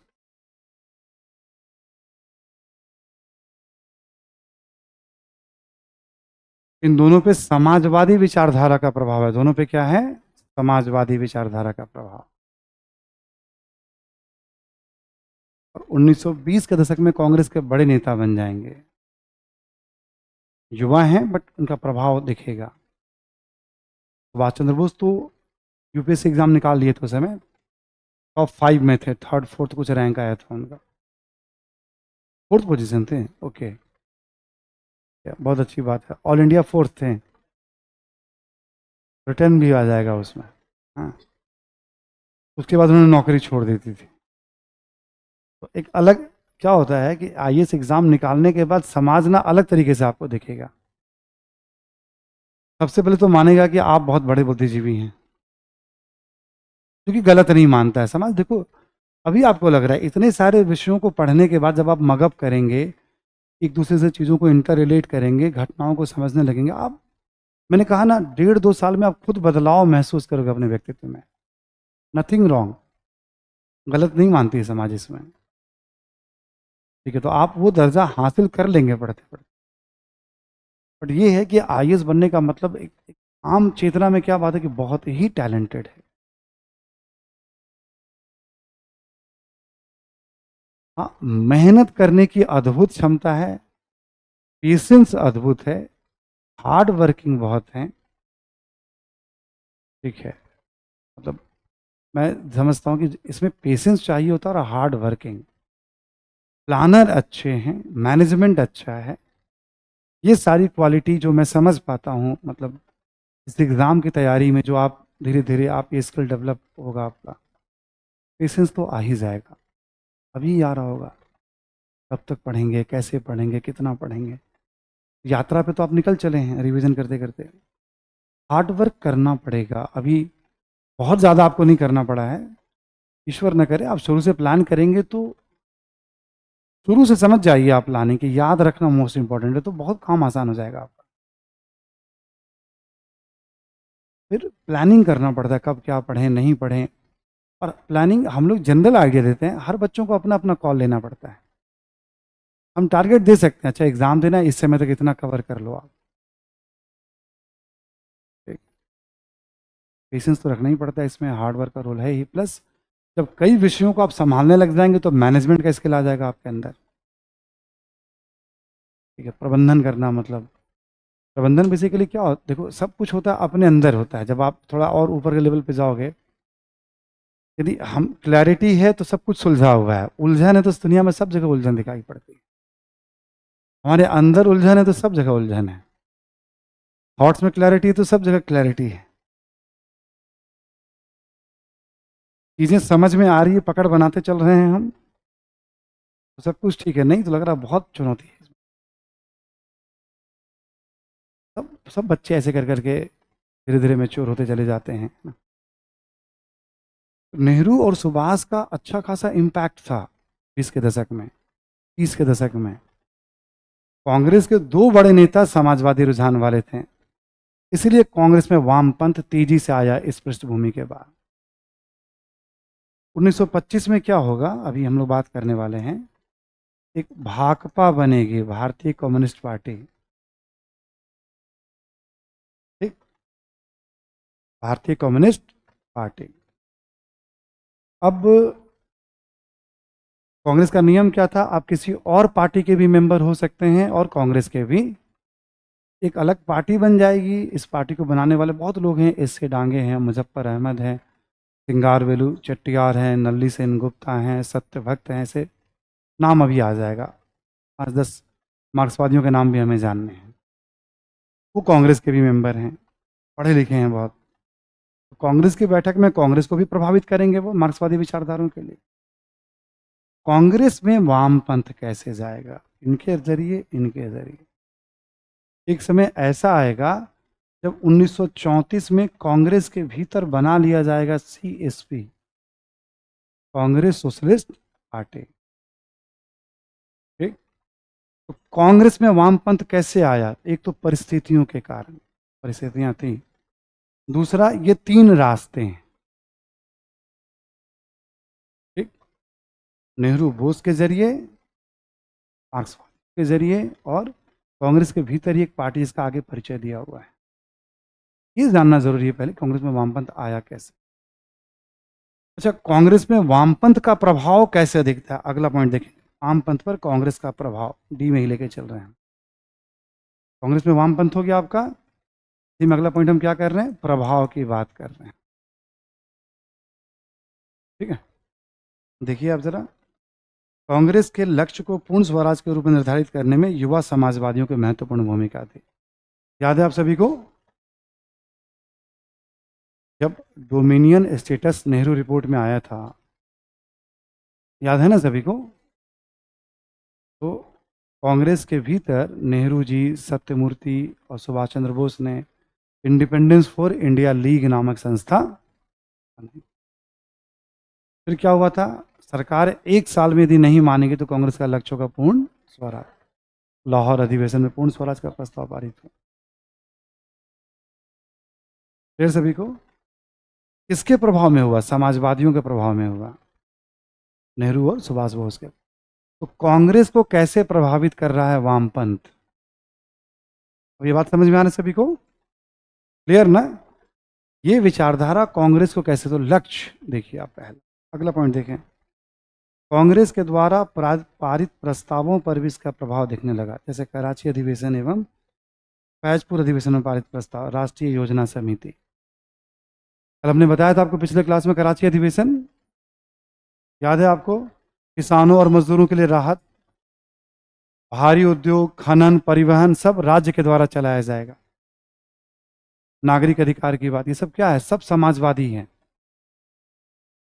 फैजपुर में किसानों के मुद्दे पे बात की गई, योजना समिति बनाई गई। तो कांग्रेस पर वामपंथ का प्रभाव कैसे है, लक्ष्य के रूप में, कांग्रेस के द्वारा पारित प्रस्तावों के रूप में। ये बात समझ में आ रही सभी को, नेक्स्ट पेज पे आ जाएंगे।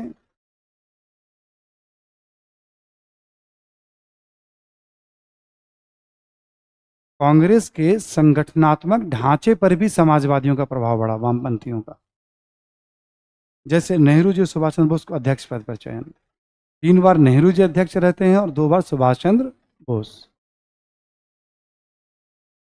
जो अध्यक्ष बनते हैं ना, तो 15 सदस्य कांग्रेस वर्किंग कमेटी में भी अपने अपने मेंबर को डालते हैं ये लोग, समाजवादियों। ठीक, तो 30 के दशक में प्रभाव बढ़ता चला जाएगा। तो लक्ष्य पे प्रभाव, संगठन पे प्रभाव, पारित प्रस्तावों पे प्रभाव, कांग्रेस का कैसे समाजवादीकरण हो रहा है, वामपंथीकरण हो रहा है। अब आते हैं जो मोस्ट इंपॉर्टेंट पॉइंट है, कांग्रेस की रणनीति। अब तक गांधीवादी तरीका था आंदोलन लड़ने का, लाल बाल पाल का तरीका था, नरम दलीय था, गरम दलीय था, गांधीवादी भी वही था। अब देखो, सरकार से किसी भी प्रकार की बातचीत एवं समझौते का, समाजवादी की सरकार से कोई बातचीत नहीं करनी है, कोई समझौता। एक, गांधी जी हमेशा बातचीत और समझौते के पक्ष में। तो कांग्रेस के भीतर जो समाजवादी है वो गांधी जी से इस बात पे सहमत नहीं है। ठीक? किसी भी तरह की संवैधानिक राजनीति में भाग लेने का, चुनाव में भाग लेने का हमेशा विरोध करेंगे समाजवादी। ठीक, ब्रिटिश सरकार यदि खतरे में है तो इसका इसका लाभ उठाया जाना चाहिए। जैसे मंदी है या वर्ल्ड वॉर है तो तुरंत शुरू करिए आंदोलन, अंग्रेजों को खदेड़िए भारत से, समाजवादियों के दृष्टिकोण। संघर्ष तैयारी, संघर्ष के स्थान पर निरंतर संघर्ष की बात करते थे। असहयोग आंदोलन वापस लिया गया, सुभाष चंद्र बोस नाराज हो गए, सविनय अवज्ञा वापस लिया गया, सब समाजवादी नाराज थे, क्यों वापस लिया गया। निरंतर संघर्ष, अंग्रेजों को भगाना है भारत से। ये क्या है, राष्ट्रीय आंदोलन में कांग्रेस में उग्रता और उग्र बना रहे हैं कांग्रेस को। गांधी जी कह रहे हैं संघर्ष तैयारी करने, निरंतर संघर्ष। गांधी को अपना नेता मान रहे हैं, बट गांधी की रणनीति में बदलाव के लिए उन पर दबाव बना रहे हैं। संघर्ष के अपेक्षाकृत उग्र तरीकों का भी प्रयोग, जैसे सड़कें एवं रेलवे ट्रैक को नुकसान, सरकारी कार्यालयों को नुकसान। जब भी आंदोलन चलेगा तो सड़कों पे तोड़फोड़, ट्रैक पे तोड़फोड़, सरकारी, ये कहते हैं मैं आदमी को थोड़ी मार रहा हूं, मैं सरकार का काम करना मुश्किल कर रहा हूं।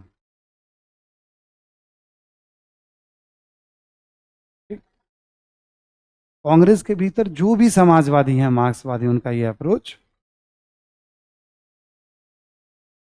यह समाजवादियों की रणनीति थी जिसने कांग्रेस को प्रत्यक्ष अप्रत्यक्ष रूप से प्रभावित किया। रणनीति वाले पॉइंट को अब ध्यान से, जैसे देखो कांग्रेस पर प्रभाव है ना,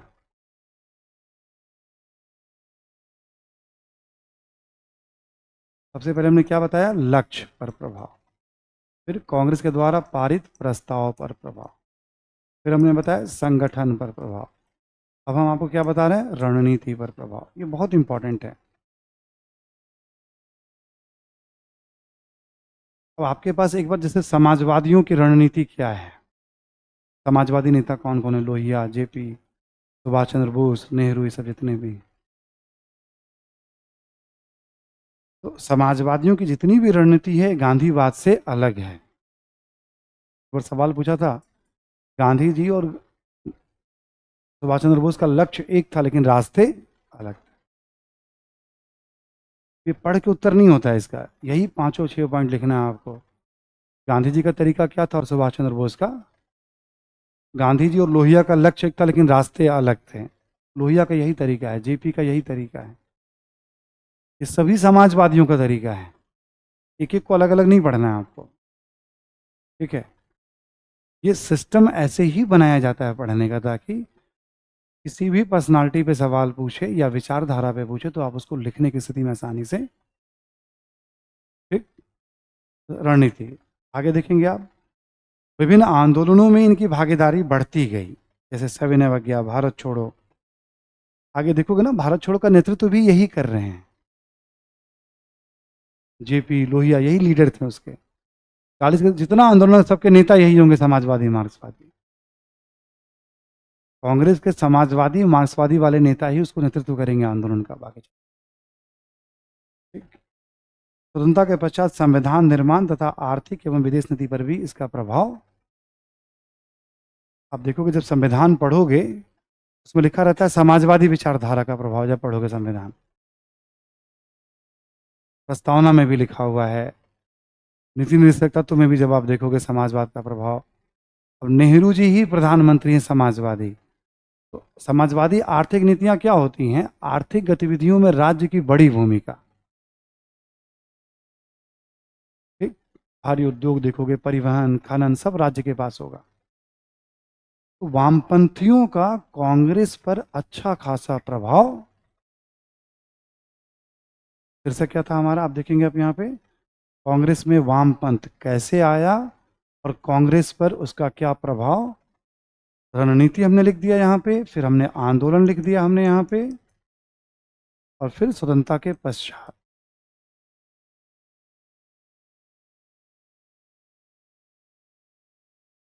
ये हो गया आपका सिनॉप्सिस,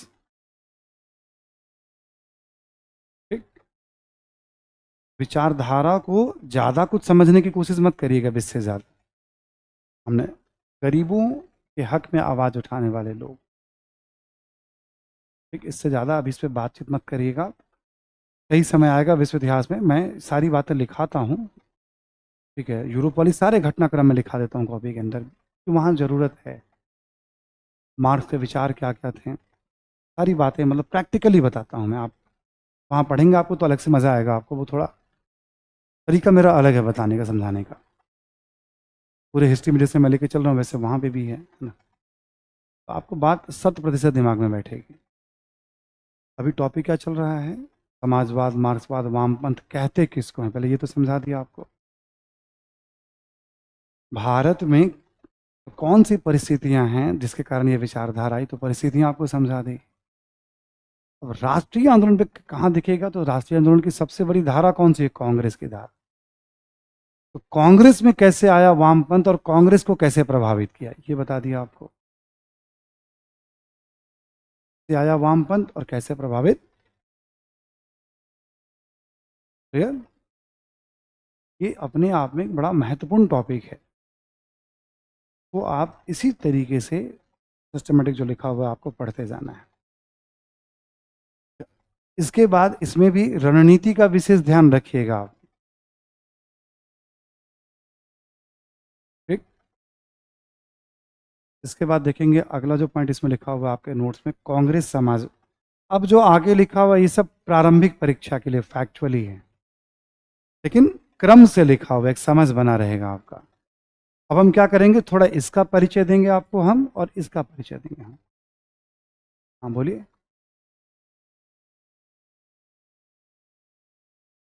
खूब था प्रभाव, कौन। सवाल है कि क्या अंग्रेजों पे समाजवाद का प्रभाव नहीं था। हाँ ना, सरकार पे नहीं था उतना, सरकार पे नहीं था। ब्रिटेन में भी समाजवाद था। हर देश में समाजवाद और मार्क्सवाद है जहां जहां औद्योगिकरण हुआ है। ठीक। अब ब्रिटेन के समाजवादी, ब्रिटेन के मार्क्सवादी भारत आके भारतीय मार्क्सवादियों को ट्रेंड करते थे। मार्क्सवादी मार्क्सवादी भाई भाई। ठीक है। पूरी दुनिया में सिस्टम आज भी है ये सिस्टम। भारत में जितने मार्क्सवादी हैं, आज परिस्थितियां बदल जाए भारत की, आप तुरंत देखोगे चीन के बहुत करीब पाए जाएंगे वो, नेपाल के माओवादियों के करीब पाए जाएंगे वो। नक्सलवाद के बारे में आप सुनते होंगे, थोड़ा बहुत देखते होंगे आप। अलग अलग संगठन है, आंध्रा का अलग, महाराष्ट्र का अलग, ऐसे करके सभी नक्सलवादियों में एक अपना नेटवर्क, ड्यू टू मार्क्स। ठीक है। कार्ल मार्क्स के कारण सब अपने आप को उसी विचारधारा का वाहक मानते हैं सब।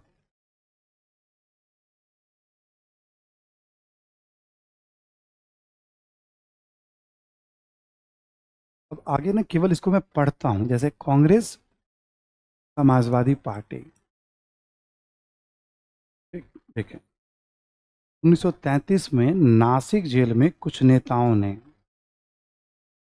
कांग्रेस के भीतर, कांग्रेस में रहते हुए, कैसे स्वराज पार्टी बनी थी वैसे ही समाजवादी पार्टी के गठन की योजना बनाई, जैसे जयप्रकाश नारायण, नरेंद्र देव, मीनू मसानी, अशोक मेहता, ए पटवर्धन।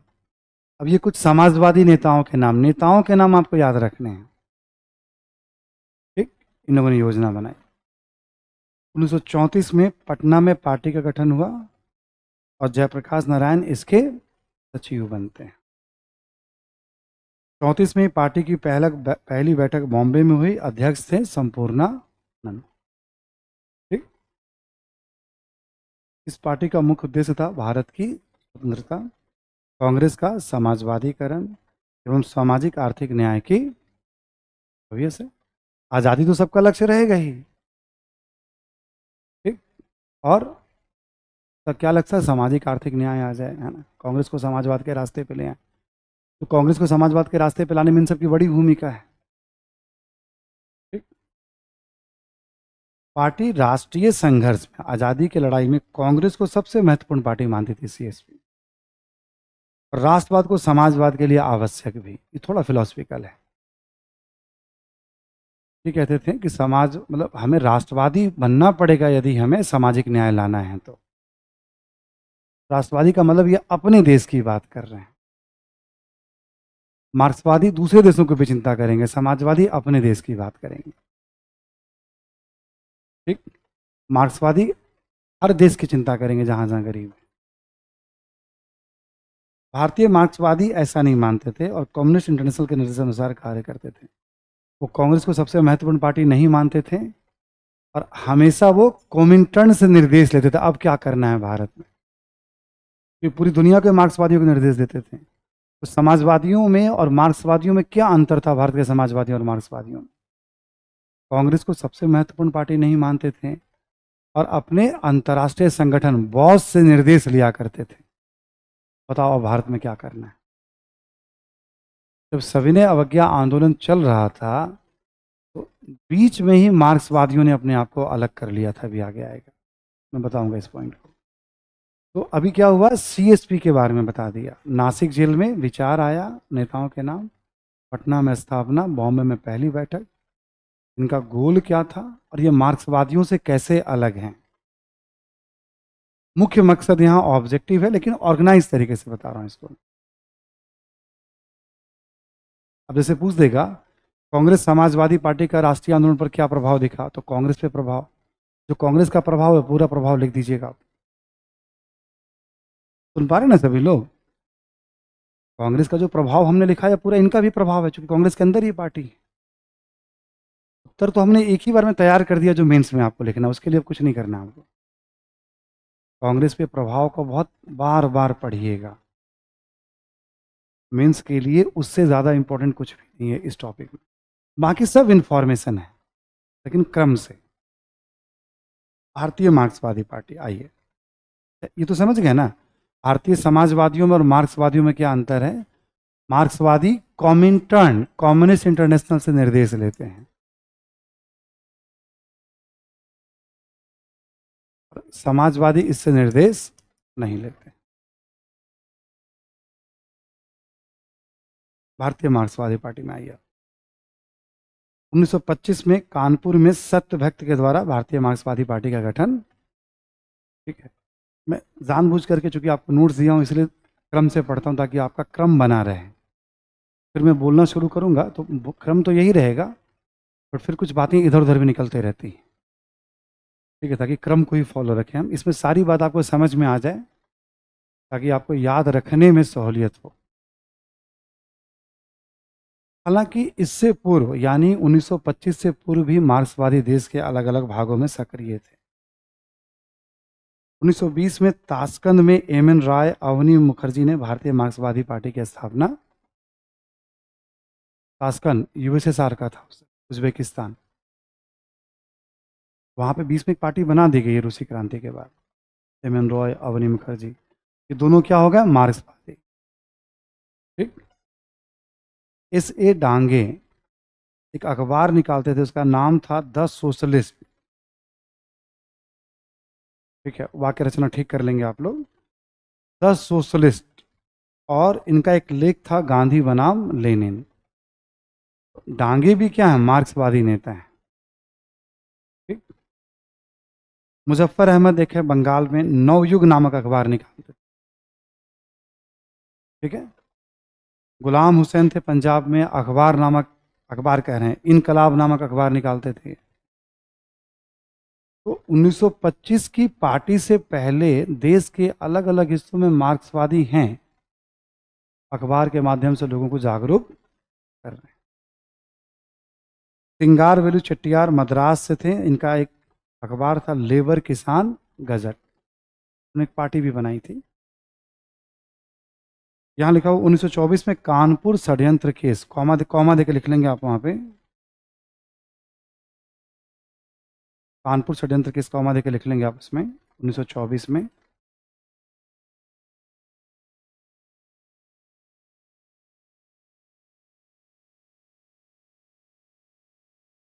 ठीक है, आप मार्क्सवादियों पर देशद्रोह का मुकदमा,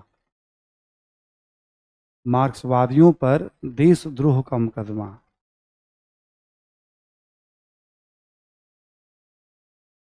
इसमें कई नेता थे, बाद में रिहा हो जाएंगे, ऐसे डांगे थे, मुजफ्फर अहमद थे, इन सब पे मुकदमा चला। मार्क्सवादियों पे जब भी मुकदमा चलेगा तो देशद्रोह का चलेगा कि आप व्यवस्था को उखाड़ फेंकने की कोशिश कर रहे हैं, तो छोटा मुकदमा नहीं चलता है। ठीक। एक और वहीं पे लिख लेंगे आप नोट करके, 1922-23 में मार्क्सवादियों पर पेशावर षड्यंत्र केस भी चला था।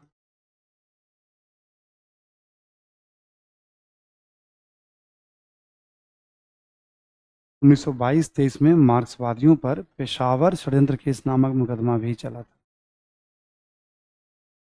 ठीक है।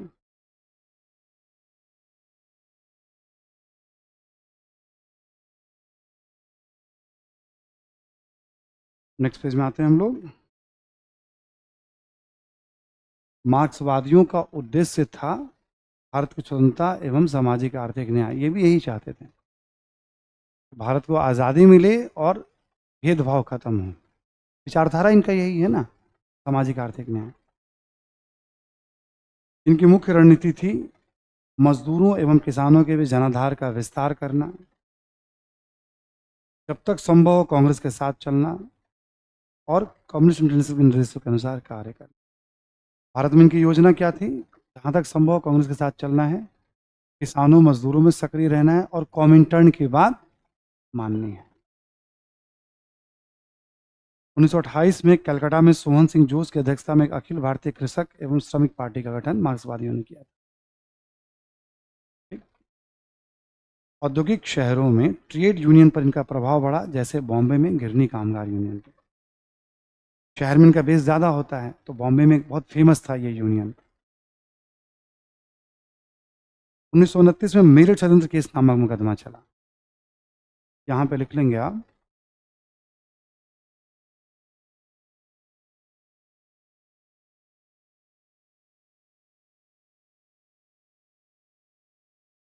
यहाँ पे 32 मार्क्सवादियों पर चला था।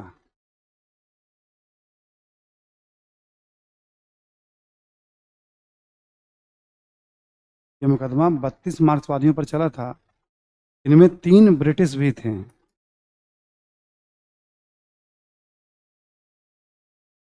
ठीक है, ब्रिटिश का नाम भी लिख लेंगे आप। एक थे स्प्राट, एक थे ब्रेडले। टाइटल बता रहा हूँ मैं, इनका सरनेम जैसा है, स्प्राट, ब्रेडले और हचिनसन।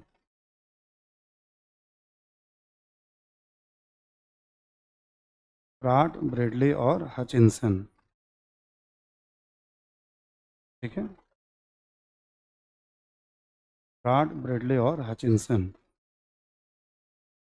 फिर आपने अगला पॉइंट देखेंगे, 1930 में कम्युनिस्ट इंटरनेशनल के निर्देश पर कांग्रेस से अलग होकर संघर्ष। सविनय अवज्ञा आंदोलन में कांग्रेस के साथ थे पहले, ये बीच में इन्होंने साथ छोड़ दिया। ये रणनीति होती है इनकी। तो आपको याद है हमने क्या लिखा, सविनय मजदूरों की भूमिका में उतार चढ़ाव देखा, लिखवाया था मैंने वहां पे, क्योंकि मजदूरों में इनकी गहरी पकड़ बन गई थी इतने सालों में। तो जब ये अलग हो गए तो मजदूरों को कह रहे हैं कि अब हमें कारखानों पे कब्जा करना है, राज्य पे कब्जा करना है, क्रांति करनी है। जब सविनय अवज्ञा आंदोलन चल रहा था कांग्रेस का, तब मार्क्सवादियों ने पैरेलल हिंसक आंदोलन चलाया अहमदाबाद में, सोलापुर में, जहां जहां औद्योगिक शहर थे। बट समर्थक इतनी भी नहीं थे ना इनके, और सरकार बहुत मजबूत थी। और कांग्रेस का जनाधार तो श्रमिकों में भी बहुत था ना। कांग्रेस कौन सी अमीरों की बहुत पार्टी थी उस समय, कितने अमीर थे उस समय, अब गरीबी तो थे। ठीक है, इसलिए बहुत ज्यादा समर्थन नहीं मिला। तो आपने देखा होगा जब ये अलग हो गए तो हमने लिखवाया था श्रमिकों की संख्या कम हो गई। फिर आपको याद होगा गांधी इरविन पैक्ट हुआ मार्च 1931 में। गांधी जी के दिमाग में भी था कि भाई श्रमिक अलग से संघर्ष कर रहे हैं। सरकार के दिमाग में भी था, सब किताबों में नहीं, बट सरकार को पता था भाई देखो मार्क्सवादी नुकसान पहुंचाएंगे। तो अब क्या होगा, जब समझौता हो गया तो कांग्रेस ने आंदोलन रोक लिया, मार्क्सवादियों का आंदोलन जारी रहा, तो सरकार ने चुन चुन के मार्क्सवादियों को पकड़ लिया। कठोर कार्रवाई की सरकार ने, बैन कर दिया गया, बहुत सारी बातें हुई इनके ऊपर। बाहर से निर्देश आया, अब टाइम आ गया, तुम आंदोलन अलग कर लो अपना, कांग्रेस के साथ नहीं चलो। जबकि मार्क्सवादियों ने कई बार बड़ी बड़ी गलती की है, जबकि गरीबों के लिए काम करते हैं। जैसे अब कांग्रेस एक लोकप्रिय संस्था थी उस समय, तो एक तरह से धोखा देना हो गया, मतलब ये 1936 में दत्त ब्रेडले, दत्त यानी आरपी दत्त और ब्रेडले जो भी, थीसिस के द्वारा कांग्रेस के साथ चलने की योजना बनी। फिर इन लोगों ने योजना बनाई कि हमें कांग्रेस के साथ चलना है। वहां ब्रैकेट में लिख लेंगे आप, पीसी जोशी भी इसके समर्थक थे। पीसी जोशी भी इसके समर्थन में थे।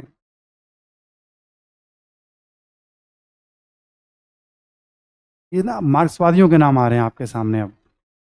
ठीक है, ये उस समय महासचिव यही थे, जनरल सेक्रेटरी।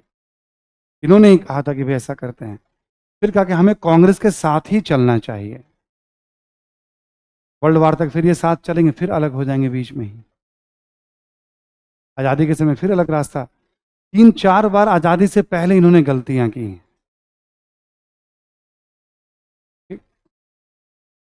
द्वितीय विश्व युद्ध के प्रारंभ में ब्रिटिश सरकार का विरोध किया, शुरू में सबने विरोध किया, कांग्रेस ने भी, इन्होंने भी। लेकिन 1941 में जर्मनी ने जब रूस पर आक्रमण किया, तब इन्होंने ब्रिटिश सरकार को समर्थन, कैसे समझिएगा, ये जर्मनी है आपका, ये पोलैंड है आपका, और ये रसिया है आपका, यूएसएसआर।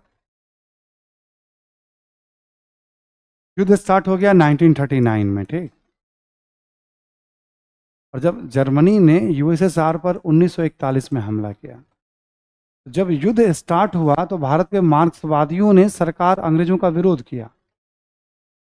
और जैसे ही जर्मनी ने रूस पे हमला कर दिया, हिटलर ने, क्योंकि इसको ही तो अपना नेता मानते थे भारतीय मार्क्सवादी भी, भारतीय मार्क्सवादी तुरंत पलट गए फिर, पलटू राम की तरह। ठीक है, और मार्क्सवादियों ने क्या किया फिर उसके बाद, सरकार को सपोर्ट देना शुरू, क्योंकि उनके बॉस पे हमला हो गया है। ठीक है, ऐसा अभी ये वाला पॉइंट समझाऊंगा विस्तार से आपको मैं, तो भी बस अभी साइड मान के चलिए अभी आप, जब मैं वर्ल्ड वार की बात करूंगा तो बहुत स्टेप बाय स्टेप आपको समझा दूंगा मैं क्या था ये। अच्छा, अब जब आज़ादी मिलने वाली थी तो इन्होंने कहा भारत को कई भागों में बांट दिया जाए। भारत के मैक्सिमम लोग चाहते थे एकता अखंडता, इनको था भारत में छोटे छोटे राज्य बनेंगे तो हम राज्य पे कब्जा करना आसान होगा, फिर मार्क्सवादी सरकार वहां बनाएंगे। भारत कोई विशाल राज्य बन जाएगा तो बहुत मुश्किल, विशाल बड़ी सेना होगी तो जीतना आसान नहीं होगा। अंग्रेज भारत को कई भागों में बांटने का समर्थन कर रहे थे, जिन्ना समर्थन कर रहे थे तो मार्क्सवादियों ने भी समर्थन कर दिया। कई इनके अलोकप्रिय कदम हैं, सविनय अवज्ञा से हटना, भारत छोड़ो आंदोलन में भाग न लेना, अंग्रेजों का साथ देना, भारत को कई भागों में बांटे जाने का समर्थन करना, इन सब कारणों से मार्क्सवादियों का जनाधार उतना लोकप्रिय समय पे, जब राष्ट्रीय भावना को नहीं समझ पाएंगे ठीक, तो समाजवादी इन सब मामलों में राष्ट्र के साथ चल रहे थे। ये सब इनकी गलतियां रही हैं। तो मार्क्सवादियों की एक छोटी सी समरी बन गई यहाँ पे फैक्चुअल, बट क्रम से समाजवादियों की एक समरी बन गई। ठीक है, हाँ, ये बात समझ में आ गई सभी को। हम लोगों ने इसमें क्या क्या डिस्कस किया, आपने देखा होगा हम लोगों ने जो डिस्कस किया उसमें समाजवाद, मार्क्सवाद और वामपंथ क्या है, भारत की कौन सी परिस्थितियां थी। ठीक,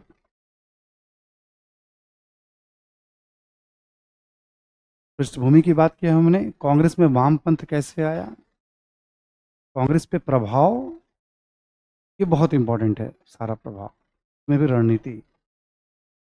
ठीक, इसको एकदम पकड़े रखिएगा। फिर बाकी फैक्चुअल है, इसके बारे में थोड़ा परिचय दे दिया, इसके बारे में परिचय दे दिया।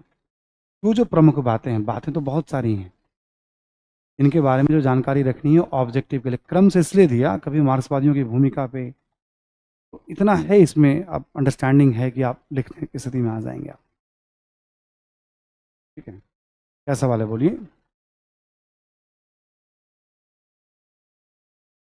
कौन, हाँ, इन सारी घटनाओं को कैसे देखते हैं, तो बहुत सारे मार्क्सवादी इतिहासकार हैं। ठीक है, अब जैसे उसी समय लोगों ने कहा ये भूल हो गई हमसे, मतलब कांग्रेस के साथ अलग हो जाना, कांग्रेस से गलती मानते हैं उसको, बहुत सारे मानते हैं, बहुत सारे नहीं मानते हैं। कि निर्णय सही हो जाता तो लोग तारीफ करते हैं, निर्णय गलत हुआ तो लोग आलोचना करते हैं। एक सवाल है, अहमद शाह अब्दाली और नागा साधु में ऐसा कोई युद्ध हुआ था क्या।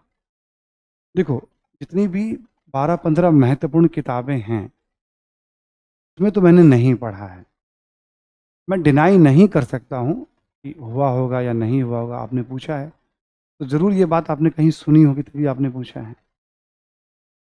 किसी टीवी डिबेट पे मत जाइएगा, कोई अच्छे अखबार में कोई हो जिक्र, ठीक है, हाँ, अच्छे अखबार में जिक्र हो सकता है, कोई बहुत बड़ी बात नहीं है। क्योंकि आमतौर पे क्या होता था कि धर्म स्थलों पे जब हमले की बात आती थी तो उसमें साधु जो है रक्षक के तौर पर इस परंपरा के रक्षक रहे हैं, इसमें कोई दो राय नहीं है।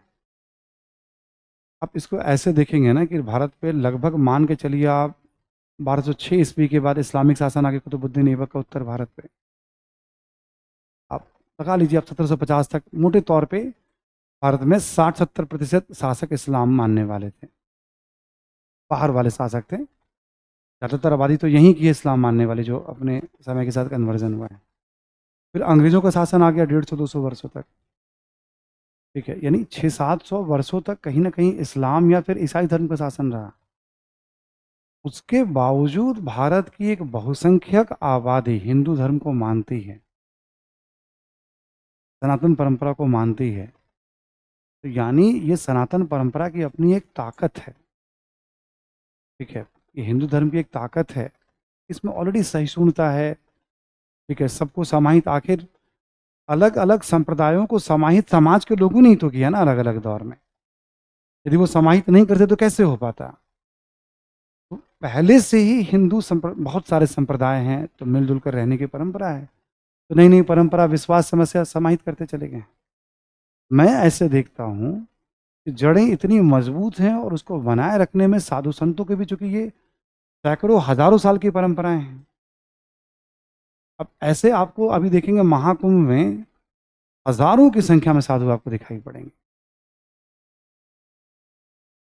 ठीक है। और अचानक से आपको इतने सारे साधु संत दिखते हैं कि आपको नहीं दिखते हैं आपको। और ये परंपरा हजारों साल की है। 10 नामी जो परंपरा है, 10 नाम दिए गए थे शंकराचार्य के द्वारा।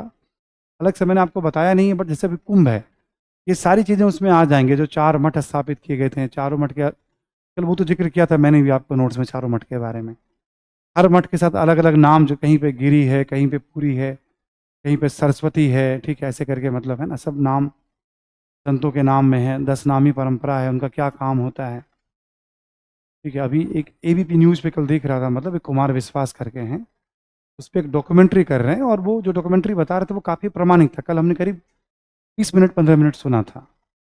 जितने भी वो फैक्चुअली बता रहे थे वो सब प्रामाणिक बता रहे थे। वो आप सीरीज उसका 2-3 चलाएंगे तो आप एबीपी न्यूज़ पे उसको सुन सकते हैं। आप एक बार, आप कभी भी आप यूट्यूब पे जाके, ठीक, वो प्रामाणिक बता रहे थे, वो हमने सुना था उसको। मतलब तो आप मैगजीन वगैरह में भी सब कुंभ के बारे में आएगा, सारी बातें उसमें आएंगी, मतलब अखाड़ों के बारे में आएंगी, और क्या सब सब परिचय आएगा। करंट का है, चूँकि कल्चरल का बड़ा एक उत्सव जैसा मनाया जा रहा है। 7 तारीख से इंटरव्यू स्टार्ट हुआ है। कोई ऐसा स्टूडेंट नहीं जिससे कुंभ पे सवाल नहीं पूछे जा रहे हैं इंटरव्यू। थोड़ा सा सेशन मेरा भी था इंटरव्यू पे, तब भी हमने कहा था कि जो भी बच्चे जिनका हिस्ट्री ऑप्शनल हो या ना हो, कुंभ के बारे में वो अपने आप को थोड़ा अवेयर कर लेंगे। क्योंकि अब पूरी दुनिया में चर्चा है, इतना बड़ा मेला, इसमें कोई रिचुअल्स नहीं है, कोई कर्मकांड नहीं है, हर जाति के लोग यहाँ मौजूद है, कोई भेदभाव नहीं है। जिस समाज में इतना भेदभाव है, वहां कई ऐसे अवसर आते हैं जहां सारे भेदभाव मिटा दिए जाते हैं। ये भी तो एक समाज की धारा ही तो है, जहां हर तरह के भेदभाव खत्म है। एक ही गंगा में सबको स्नान करना है जा करके। ये अखाड़ों के चलो अपने नियम है साधु संतों के, बट सब तो सामूहिक तौर पे स्नान कर रहे हैं वहां पे जा करके। तो हम अपनी सामाजिक धाराओं को देखें, हम मतलब, और चूंकि थोड़ा अब समय है, अब संसाधन है, अब प्रचार तंत्र ज़्यादा है, तो पहले की तुलना में ज़्यादा जानकारी। अब देख ही रहे हैं आप, एक मौनी अमावस्या है भी, ऐसा अनुमान है कि मतलब सब कुछ ठीक रहे, मतलब इतनी ज़्यादा भीड़ वहाँ। ठीक है। छोटा मोटा एक प्लान मेरा भी चल रहा था 2 तारीख का, ठीक है, मैं भी ज़रा घूम के देख के आऊँ कल्चर को वहाँ आंखों से, जाऊँगा तो ज़रूर मैं, ठीक है। बट अभी 2 तारीख की जो स्थिति बताई गई है कि सारी गाड़ियों को बैन कर दिया गया है, मतलब टोटल। अब ठीक है, प्रधानमंत्री जी 5 पे जा रहे हैं, आज अभी गृह मंत्री जी गए हैं वहाँ, 10 को राष्ट्रपति जी जाएंगे वहाँ। ठीक है। तो अब छोटी मोटी व्यवस्था हमने भी बाइक की व्यवस्था कर रखी थी वहाँ पे। भाई किसी ने बोला, वहाँ आयोग में 2-3 स्टूडेंट हैं अपने भी, लोक सेवा आयोग में, सब जो जॉब कर रहे हैं पुराने अपने हिस्ट्री ऑप्शनल वाले, हमारे भी छोटे मोटे तंत्र हैं, मतलब ठीक है, जिनको ऑप्शनल पढ़ा है तो वो सब जो है हमारी सीरीज में सब, ठीक है। उनका ही फ़ोन कई बार आया, आप इधर आएंगे तो बताइएगा, हम सब पूरी टीम है यहाँ पे, आसपास के सब आ जाएंगे सब। कुछ जो भी और भी स्टूडेंट सब पुराने रहे हैं, बहुत दिन हो गए मिले हुए, तो हमने कहा ठीक है। तो क्यों कार की नहीं, कार नहीं, बहुत रस है, दूसरों भी परेशान होंगे, बाइक या साइकिल की व्यवस्था करो। हाँ, उसमें फिर किसी को परेशानी भी नहीं होगी, और आप आराम से जहां तक जा सकते हैं जाइए, फिर वहां से निकल जाइए फिर बाहर। कार की व्यवस्था नहीं करो, इतनी भीड़ में दूसरों को भी तो परेशानी होगी, बहुत लोग जा रहे हैं उसमें, मतलब ये भी एक समस्या है कि आप, ठीक है ना। और सब लोग मतलब अब ठीक है, तो उस तरह से फिर आम पब्लिक भी बहुत परेशान होनी, जहाँ इतने लोग जा रहे हैं, भगदड़ मच सकती है। तो अब अभी ऐसा है कि इतने लोग वहाँ हैं, फिर अब आज जो है मुझे लगा कि मतलब समस्या मेरी नहीं है, और भी परिवार के लोग जाएंगे, मुझे लगा कि फिर ठीक है, अब इसको ड्रॉप ही करते हैं, थोड़ा और आगे चल करके फिर प्लान 26 तक है, तो जरा देखें जा करके। इच्छा थी एक बार सभी अखाड़ों को देखने की, थोड़ा बहुत यदि रुक सकते हैं तो वहाँ साधु संतों की कार्य प्रणाली वगैरह देखने की, मतलब क्या है सिस्टम। ठीक है, सुनना पढ़ना और उसको साक्षात देखना, दोनों अलग अलग चीज़ें होती हैं। फिर एक ऐसा संगम है जहाँ पे हम कहते हैं ना कि बहुत सारे लोग, जो भी मान्यता है भाई, आप जाइए डुबकी लगे सारे अपराध पाप धुल जाते हैं, ऐसा तो कुछ धोना नहीं है मुझे, ठीक है ना। कृपा है, सब ठीक है, मतलब इसमें कोई बेईमानी वाली बात तो रही नहीं है, बट इतने सारे साधु संत जो तप करते हैं वहां आ रहे हैं, तो देखो एक जगह का ऑरा होता है, किसी भी धर्म स्थल का ऑरा क्या होता है, वहां पे सात्विक चीजें हो रही होती है, मतलब उसका एक इम्पैक्ट होता है। ठीक है, तो अब जो सक्षम हैं, जो जा सकते हैं, उनको जरूर जाके देखना चाहिए। और यूथ तो जा ही सकते हैं, मतलब मौका मिले तो कभी भी। बट सब सुरक्षा वगैरह को देखते हुए जाइएगा। अभी समय रहने की व्यवस्था, मतलब कोई ऐसा घर नहीं है इलाहाबाद में जहाँ 10-20 उनके रिश्तेदार ना आए हुए हों इस समय, ठीक है ना। इलाहाबाद में जो अपना सेंटर वगैरह पे भी है, वहाँ परमानेंट कोई ना कोई, मतलब टीचर तो वहाँ पढ़ा ही रहे हैं, क्लास चल रही है, इसके अलावा कोई ना कोई फैमिली वहाँ पे परमानेंट, मतलब ठीक है। नहीं, वो तो मिलेगा। 10 तारीख को तो भंडारा हम लोग भी वहाँ, मतलब अपनी टीम भी लगा रही है वहाँ पे, ठीक है। 2 दिनों का भंडारा लगने वाला है। अपने सर भी वहीं, जो अपने एथिक्स वाले सर हैं, 4-5 दिनों से वहीं कैंप किए हुए हैं, मतलब अब 25 दिनों तक वहीं पे कैंप में रहेंगे, अभी शायद सुनने में आया है। वो 10 तारीख को भंडारा का शायद वो भी प्लान कर रहे हैं, वहाँ पे बता रहे थे कि आप उसी समय आओ तो मजा आएगा। फिर कह रहे थे मुझे भी वो कि आप लोग, ठीक है, चलें क्या हम लोग 10 तारीख को ही, हैं? ठीक है, KGS। खैर, सुनो अभी ध्यान से। तो ये महत्वपूर्ण टॉपिक है, और कॉन्सेप्ट को लेकर परेशान मत होइएगा। मैंने जितने बातें समझाने थी, बाकी तो चीजें स्ट्रेट हैं। ये विचारधारा पे एक अच्छी बात होगी आपसे विश्व इतिहास में, वो भी जल्दी हो ही जाएगी बात कभी ना कभी। फिलहाल थोड़ा चेंज करिए आप भी। लगातार मुझे देखते देखते आप भी थक गए होंगे, मतलब ठीक है ना। Ancient module. अच्छा, आज तक जीएस में ऐसा कभी नहीं हुआ कि कॉन्टिन्यूअस मैंने क्लास लिया हो। ये भी पहली बार हुआ है। अपना केजीएस का बैच कह लो, या इसके पहले भी मैं जहां 8 साल से मैं जीएस पढ़ा रहा था, मैं वहां भी, है ना, फर्स्ट टाइम लगातार क्लास चलती चली गई है, मतलब ठीक है। और मैं तो देखो बोर नहीं हुआ हूं, ठीक है ना। आपसे पता नहीं आपका क्या है ना। तो अभी कुछ 1-2 चीजें यहाँ पे देखेंगे आप। सवाल मैं पढ़ता हूँ। नागा साधु वाली बात आ गई थी, ठीक है। तो देखो, एक सवाल है, गांधीवादी प्रवस्था, गांधीवादी चरण के दौरान। देखो, मैं क्यों कहता हूँ क्वेश्चन जब भी पढ़िए तो उसका अंग्रेजी पढ़ने की भी आदत डालिए। गांधीवादी फेज या स्टेज, गांधीवादी चरण क्या माना जाता है? 1919 से 1948, 47। ये कह रहा है इसको गांधीवादी चरण कहा जाता है। तो गांधीवादी चरण में एक तरफ कांग्रेस का आंदोलन, और एक तरफ अन्य आंदोलन। कांग्रेस के आंदोलन में क्या बदलाव हुआ ये तो आपको हमने बता दिया, असहयोग के दौरान ही गांधी जी ने क्या क्या किया। तो कहानी हमने वही समझा दिया आपको, याद है ना, रुक करके। संगठित होगा, प्रारंभ होगा, वापस लेंगे, बातचीत करेंगे, फ्लेक्सिबिलिटी होगी, अहिंसा होगा, रचनात्मक कार्य, सारी बातें वहीं बता रखी है हमने आपको। ठीक है, इसलिए हमने कहा क्लास नोट्स के चप्पे चप्पे पे नजर रखनी है आपको, केवल कुंभ के नहीं, क्लास नोट्स के भी। हर छोटी छोटी बातें, बड़ी बातें बहुत प्लान्ड वे में डिजाइन है। ये वामपंथ समाजवाद पे महीनों सालों पढ़ने के बाद भी ये ऑर्गेनाइज नहीं हो पाएगा, इतना बिखराव है। इसलिए आप बहुत सावधानी पूर्वक पढ़ते रहिएगा हर एक चीज को। आप, ह्यूज प्लान है मेंस का उसमें, मतलब आप डिस्कशन पढ़ते जाएंगे आप, ठीक है, उसके यूजेस आपको समझ में आते रहेंगे आपको, ठीक है। तो इसलिए एकदम रिलैक्स होकर पढ़ना। गांधीवादी प्रवस्था के दौरान, ये कह रहा है गांधीवादी चरण के दौरान, एक तो कांग्रेस का आंदोलन, दूसरा अन्य आंदोलन दौरान, विभिन्न स्वरों ने, यानी अलग अलग धाराओं ने, अलग अलग वर्गों ने, अलग अलग संगठन, ये सब क्या होता है, खुद व्याख्या करनी पड़ती है। विभिन्न स्वर, राष्ट्रीय आंदोलन को सुदृढ़ और समृद्ध बनाया। एक तो हो गया कांग्रेस ने कैसे राष्ट्रीय आंदोलन को सुदृढ़ और समृद्ध बनाया, गांधी जी ने क्या किया। अन्य में यहाँ पे क्या हो जाएगा, मार्क्सवादियों ने, समाजवादियों ने, क्रांतिकारियों ने, किसानों ने, मजदूरों ने, महिलाओं ने। सिंपल सवाल है लेकिन ब्रॉड सवाल है। सीधे सवाल मतलब है, सीधा ही सवाल। मुझे तो टेढ़ा सवाल शायद 1-2 ही दिखता है मुझे पूरे पेपर में, ठीक। मतलब किसी क्वेश्चन को अब तक देख करके नहीं, टेढ़ा सवाल है, सीधा सवाल है बस। पढ़ना, गांधीवादी प्रवस्था के दौरान, किसी साल पूछा गया है, यानी गांधीवादी चरण के दौरान। तो चरण का मतलब 1947, केवल कांग्रेस पूछ रहा है, केवल गांधी पूछ रहा है कि आंदोलन पूछ रहा है? आंदोलन पूछ रहे तो दो हिस्से में बंट जाएगा वो। तो पहले तो क्वेश्चन को पढ़ के समझना। अब जब इतनी सारी धाराएं हैं तो 150 शब्द में क्या लिखोगे, खाली नाम दे करके।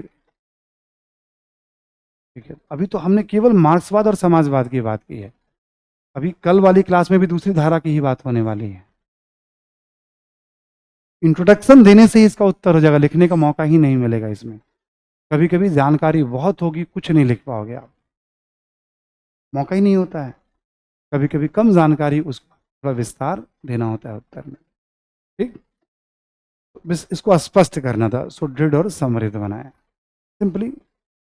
इनके आने से थोड़ा बहुत क्या क्या हुआ, मजबूत हुआ, भागीदारी बढ़ी, तो बस गांधी जी के बारे में दो चार एग्जाम्पल, मार्क्सवादियों के बारे में एक दो एग्जाम्पल, समाजवादियों के बारे में एक दो एग्जाम्पल, ऐसे करके ये सब अलग अलग धाराएं थी, ये विभिन्न स्वर थे। बोलिए। मार्क्सवाद और नक्सलवाद एक ही चीज है, मार्क्सवाद और नक्सलवाद एक ही है। नाम अलग अलग भी बहुत मिलेंगे आपको, लेनिनवाद, माओवाद, स्टालिनवाद, ठीक है, नक्सलवाद। नक्सलवाद में भी बहुत सारे नाम मिलेंगे आपको, लेता हूं। एक जगह है पश्चिम बंगाल में नक्सलबाड़ी, वहां पे भूमिहीन किसानों को लेकर के चारू मजूमदार ने आंदोलन शुरू किया था, आंतरिक सुरक्षा में पढ़ेंगे। तो उस तरह के आंदोलन के लिए भारत में नक्सलवादी से शुरू हुआ तो नक्सलवादी कहा जाने लगा। ठीक, बस इतना ही है, उस जगह के कारण है तो वो मार्क्सवादी ही। ठीक, क्या सवाल है आपका?